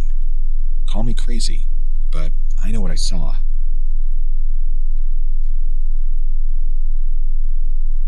I think I saw something like this just in Washington State. I don't really know if I should believe what happened or maybe just say it was a nightmare. Maybe because the amount of drugs and alcohol that I used to consume, maybe that's permanently fried me, but I saw something that nobody else did, and wondering if somebody could explain some things. Sorry for the initial rambling, but hopefully somebody out here can help me figure out what is going on. I live around Seattle, Washington, where there are a lot of cemeteries. My husband had moved here from Arizona. We were driving through one at night with his mom. Side note, his mom had lived in Amsterdam and flew over to see him and then flew up to see us. And we were lost at the time. This is when he hadn't been living here for long. We drove around for like an hour looking for the house we were going to be staying at. It was an Airbnb. It was also late. Everything was dead silent. We finally found our way out of this forested area and started on the street with a lot of homes. We see two red eyes staring at us from the side of the road. They looked like eyes, but not animal eyes, like glowing orbs up in the trees. I asked, "What on earth are those?" And his mom said she didn't know. My husband figured it must be some sort of animal, or maybe a reflection of a mirror. But his mom is a medium, and kept saying that there's a dark energy out tonight. I didn't think this could happen. I mean, we're up on a mountain. There aren't many houses here to begin with. Especially having this kind of thing out here, it didn't really make any sense. So anyway, we get home, and everything kind of seems okay. We get settled into the Airbnb, which I call home because it was so nice, and my husband, who was going to go out with me and party, decides to just lay low for the night. But him and his mom are just going to kind of relax and watch TV. I bid him farewell, and I was going to go out partying with my friends. So I did. I went out that night and started drinking in a bar. I'm not going to go into details about this part, but I got pretty messed up on everything you can imagine. One of my guy friends told me he wanted to show me something cool before we headed back home. So we went for a walk in this huge cemetery near where I lived. I was texting my husband to see if he was okay. He was just going to bed and wished me good night. I told him how many stars were on the sky and how bright the moon was, wishing he was here. Me and my friend walked down this row of graves that looked like they hadn't been used in a while. It made me think about what would happen if somebody got buried alive. I don't know why my brain went to that thought, but I shivered at the thought of it. I thought about how terrible that would be. And I mentioned it to my friend and laughed about it. And then he said, "Look," pointing to a grave with a broken marble headstone covered in moss. It had these really ornate engravings in the top half, but underneath were claw marks in the stone, like something huge had torn pieces out of the stone. Then he started telling me scary stories about what could have caused them, that maybe there's a demon out in this graveyard who guards it. And just then, I could have sworn that when I looked up, I thought we were being watched. So I tried to get us to exit the graveyard, while still keeping an eye out for whatever. I kept glancing back over my shoulder, but saw nothing there anymore. While looking for it again, I see yet another pair of red eyes on some gravestones nearby. This was right near the entrance of the graveyard. Now the wind was suddenly picking up, and the trees were really rustling.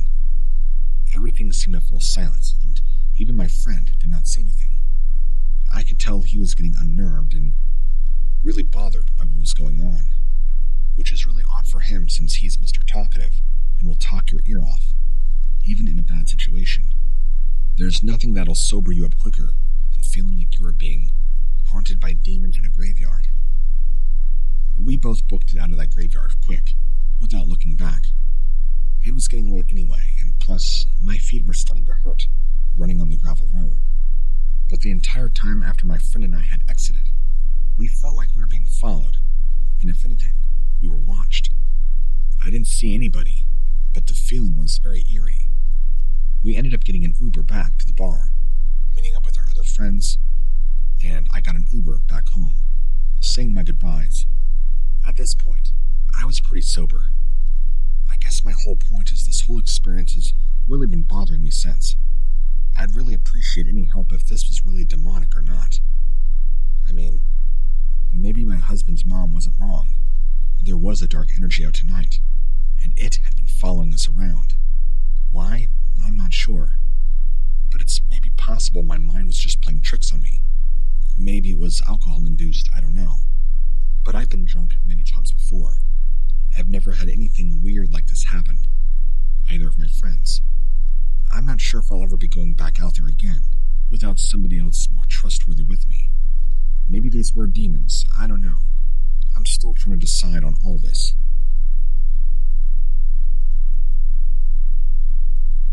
I have been living in Washington for about 6 months now.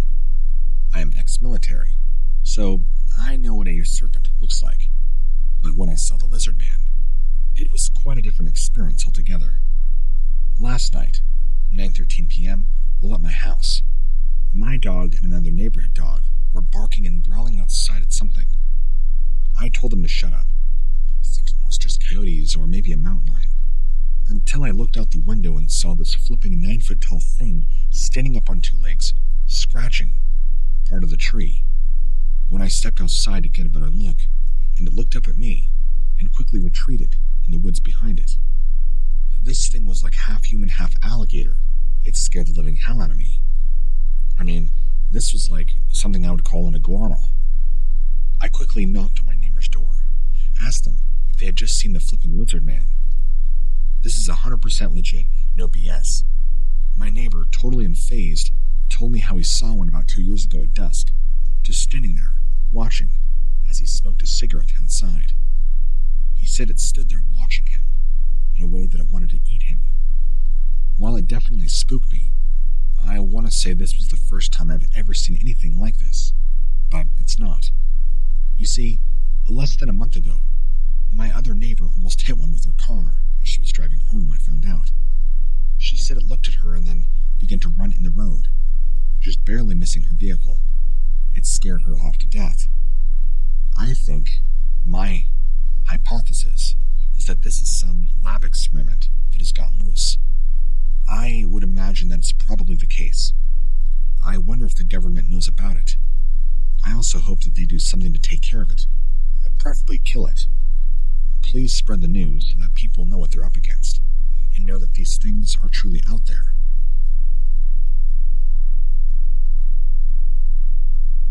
Hi, this was in the spring of 2013, when we first noticed the lizard man. We live right near Washington in Idaho, and had just moved home about a month before this. I was walking out of my room early one morning, probably about 5:30 a.m. or so, and I see this greenish-brownish blur run by my window and onto my brother's window on the other side of the house. Something very big and scaly was moving outside the house. That's when I got a clear view of it from my window. It was no doubt a lizard man, running on his two back legs, with his front arms swinging by its side. Very muscular, very reptilian spikes and ridges on its back, like the ones you would see in a cartoon or art. It also looked very amphibious, like it belonged in the water, or so I thought. It was kind of a greenish brown. I could faintly see its face, but I remember seeing crocodilian-like teeth.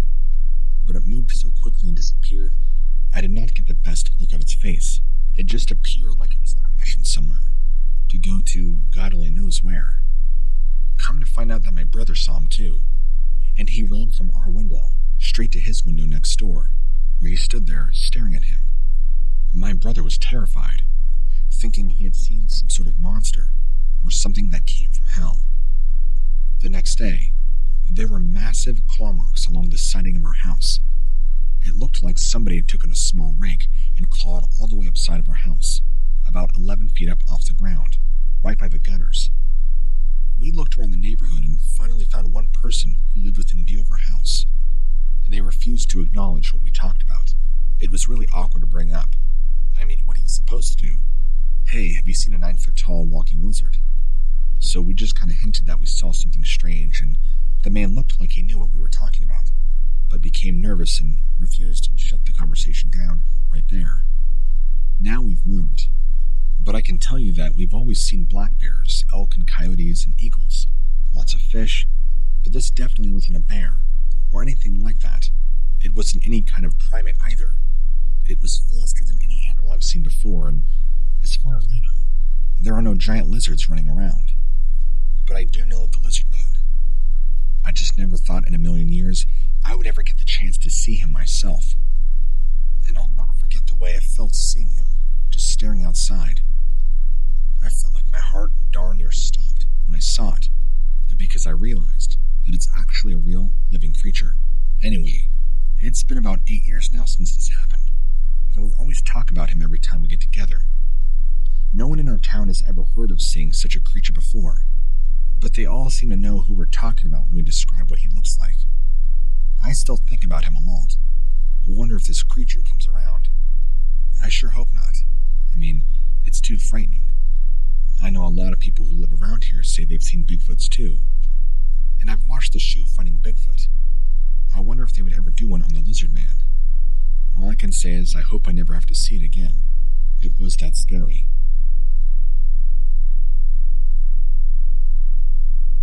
Hi, my name is Amanda. I'm 22 years old. The following thing happened to me when I was 19. I grew up in Forks, Washington, which has around 3,000 residents, if you include all the surrounding area. It's surrounded by forest, and is perched right next to the Olympic Mountains. The town sits on a peninsula, so basically everything that isn't water ends up being forests or mountains at some point during your travels. My friend Mandy, who goes by Mando, lives in Port Angeles, about an hour away from me, via car depending on traffic. We've been friends ever since we started attending school together during middle school. She lived with her parents while I rented a house of my own with another friend from college. And to give you a little background about myself and Mando, we both enrolled in Forks High School, but we didn't really become friends until later, after our junior year. Even though I guess we were kind of friends in middle school, we weren't really friends until then.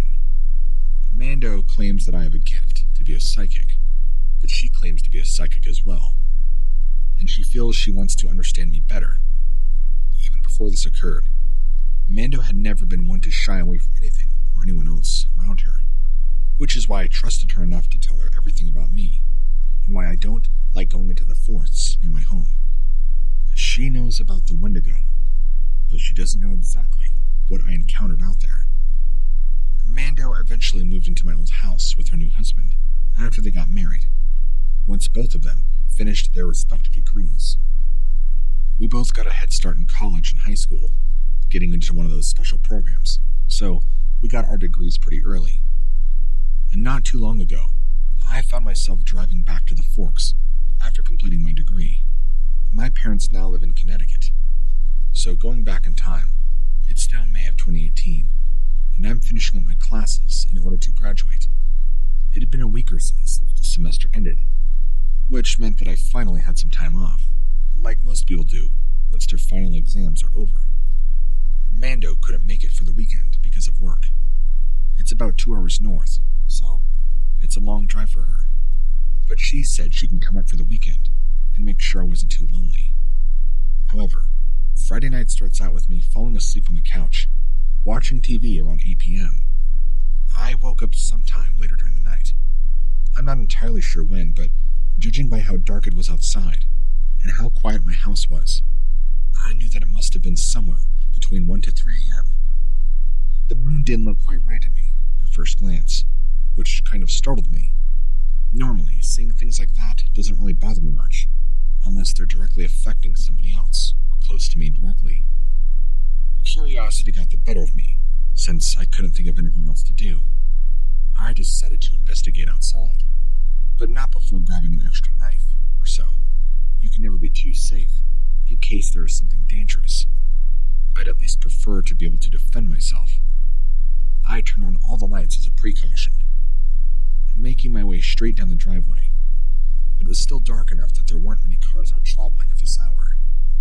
Luckily for me, there were more footprints than tire tracks leading into the forest or my house sits on top of a hill.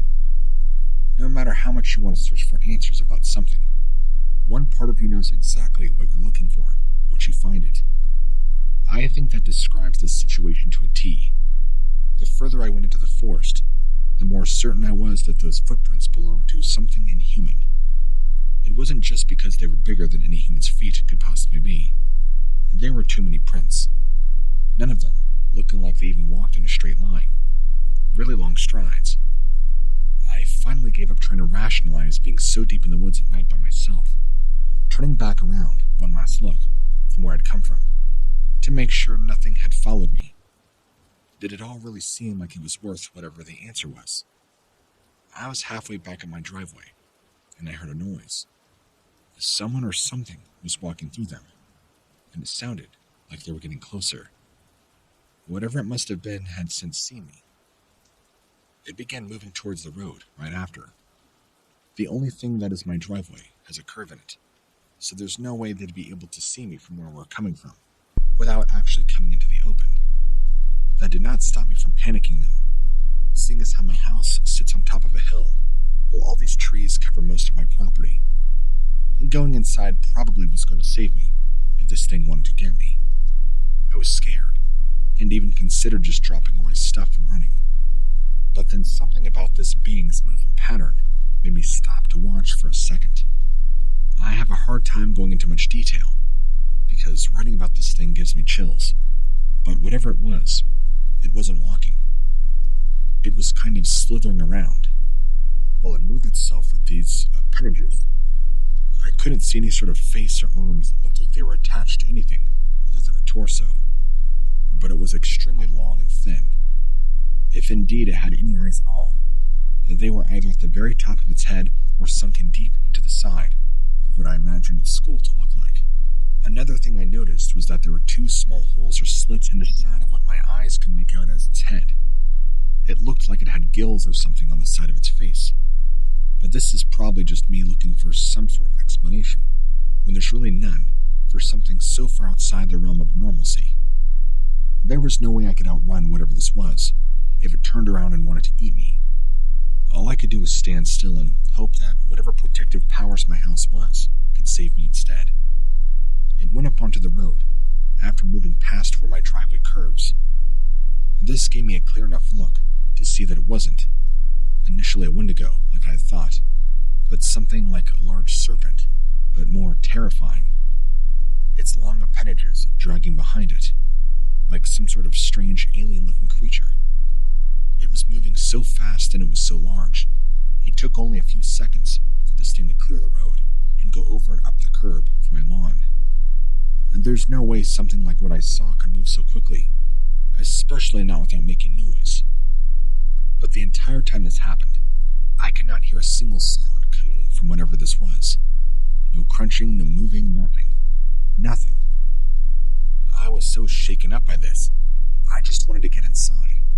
Maybe call somebody to come help me, figure out what it was I saw. The only problem with that plan is that whatever this thing was, certainly was nothing I've ever seen before. And despite all of this, I'm not sure what I saw. But I know for a fact it wasn't a human, or any sort of snake or thing I've ever seen in my entire life. But my senses tell me this was something of the paranormal realm. I should be happy and glad that it's gone now. And after this, other strange things started to happen. Like, for example, that night, after it disappeared, within 10 minutes, a brewing thunderstorm came in. It was very strange. And at this point, I don't really know what to think. All I really want to do is just try and forget about it. So now at nighttime, I keep everything locked up. My windows tight, my doors shut.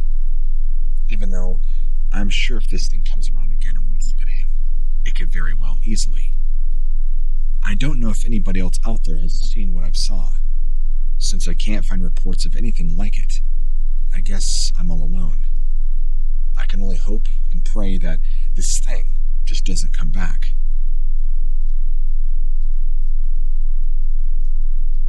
My sisters and I stumbled across a strange creature in the middle of nowhere, just outside of Winthrop, Washington. It was about 4:30 p.m. We were driving back from Seattle, decided to take a U.S. Route 20 towards California. About 50 miles out, we pulled off onto an empty road so my sister could take a piss by the side of the road, since there were no restaurants or gas stations for another good amount of time. She walks away from us up a small hill next to the road and noticed something coming towards her at an incredible speed. It looked like it was running on all fours, but when we squinted our eyes, we realized it wasn't actually running at all, but that its body was slightly slanted forward with its head and arms kind of leaning towards the ground, like a drunken person. All we could see was a tall shadow moving towards my sister at very fast speed, and that it had long legs and arms. It had started off as just a tall black figure, but as it got closer, it became more defined and we realized its body was brown and very dark. It moved very awkwardly and like lightning, and once our eyes adjusted, this thing wasn't actually running or walking, but kind of gliding through the air. We started screaming at our sister, and she yells back, "I don't know what it is, but it's not stopping." And she comes running back to the car.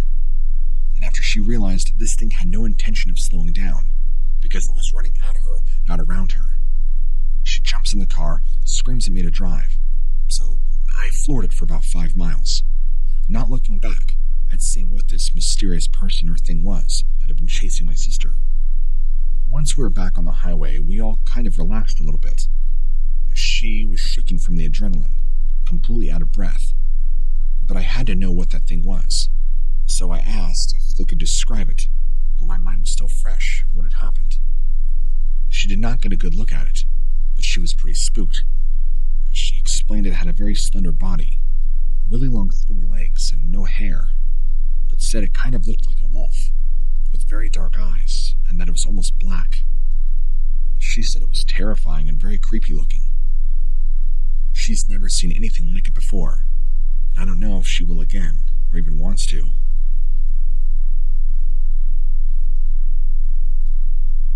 My family is from the Yakima Valley. We have all heard stories of the so-called dogman, which has been cited by both family and friends. I would personally like to share my experience with all of you. One night, when I was 15, I received a frantic phone call from my brother, who was 14. He told me he had just witnessed something that cannot be explained away as a trick of the light, or simply human error. My brother described seeing what appeared to be a very tall man with an overly large head, like a dog's, long skinny arms running across our barnyard on all fours. He said it stopped and turned its head, slowly in his direction, noticed him, then continued on his way. To this day, I still see my brother telling me about that night, and will never forget it. This thing is, I believe him 100%. The tone of voice he was in, my brother was so scared, and he never gets scared of much. So to have him that freaked out had to have been something at the time. He was nearly hysterical. He tells me he does not want his name attached to any of this, and wishes to remain completely anonymous.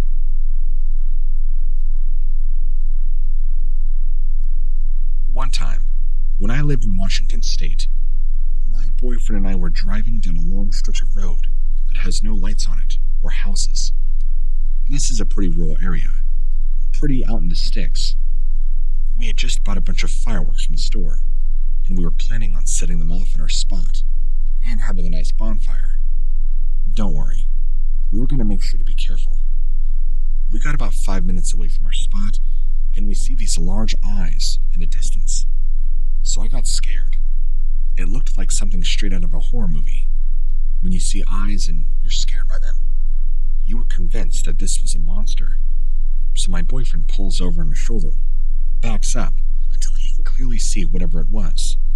He even rolled down the window, stuck his head out of the car, and looked up. It was already getting dark, so he couldn't see much.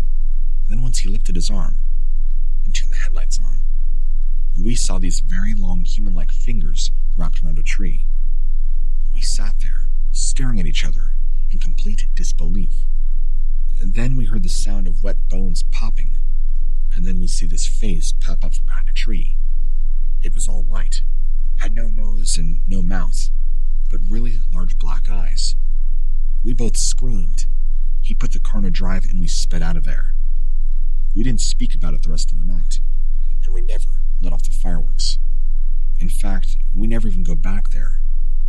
I never believed that these were things that were real, but As much as this sounds like some lame creepypasta, we have to deal with this memory now.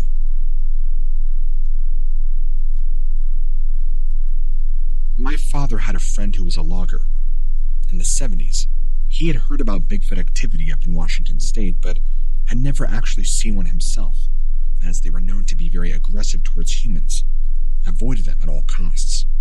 He had heard all sorts of horror stories from his friends who were loggers down in Cali. He said that some rangers from the Forest Service reported seeing strange noises and sights, typically coming from wild feral dogs, but sounded wrong. They dismissed it as nothing more than unusual animal sounds, but after a few days of hearing it on a nightly basis, they began to investigate it further, worried that a new pack of wolves had somehow moved into an area. That's when they came across hundreds of rabbits in a clearing, mauled and left for dead. After reporting this to their superiors, they were told not to look into it any further, which is why I believe that this has gone undocumented for so long now. I believe these Bigfoots are demons that have come back to walk the earth in order to influence mankind towards negative behavior. Perhaps it was a warning sign that we as a species have strayed away from values and morals that we should be living by. I think it's important to bring this topic into discussion and hope more people will start looking into it, how Bigfoots interact with humans. They could mean more for our future than we ever know.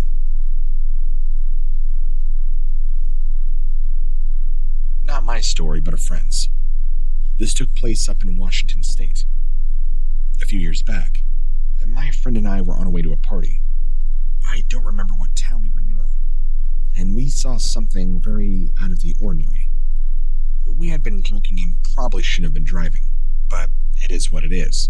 However, there was a stretch of road that went on for about 2 miles where it was pitch black. No streetlights or houses at all.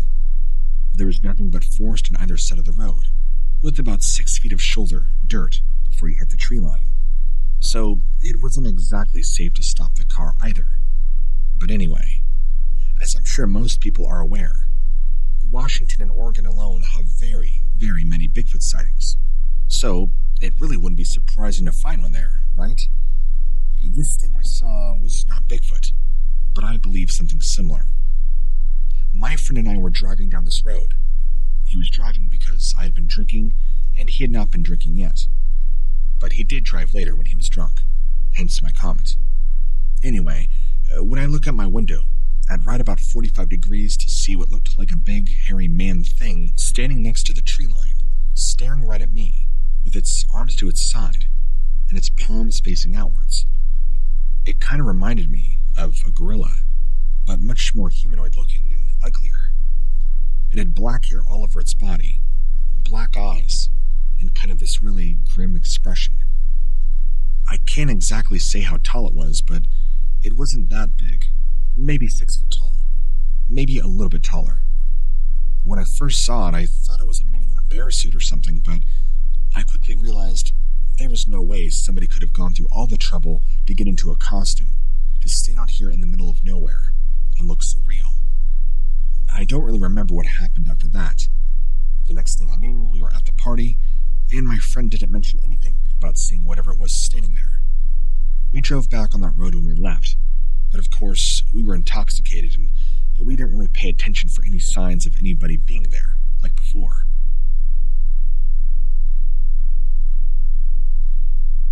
I stepped outside one evening, back in the fall, October of '05. I remember that year very well. That was the year we had a big snowstorm up here, and all the trees got hit really hard. It was a pretty rough winter, but anyway, it was about 7 p.m. at the time. Dusky. I have to back up first, though. I'm not sure why, but for some reason that evening, I just felt compelled to step outside on my deck for a few moments.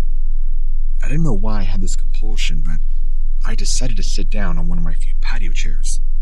While sitting there, I pulled out a cigarette, looking around at the dry yellow leaves drifting aimlessly through the air in front of me, and something began moving behind me, which I heard, so I turned around.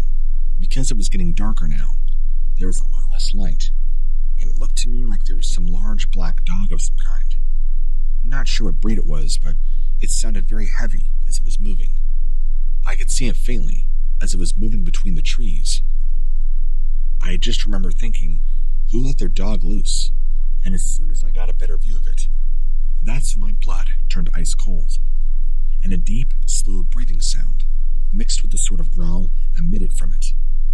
And as soon as this thing showed itself, I got up and ran back to my house before whatever it was got any closer.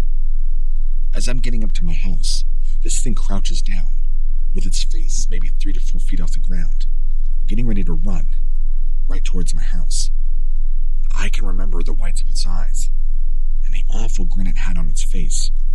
It was like a malicious smirk, and then it kind of veered back into the woods, but staying right behind the main tree, as if to keep watch, to see if I would go outside again. I closed my sliding glass door curtains, not wanting to look at it again and just forget about it, which I did. The next morning, there's no traces of it. I never saw it again. I still ask myself that what in God's name was that thing? I have no idea. Some sort of dog monster, I guess.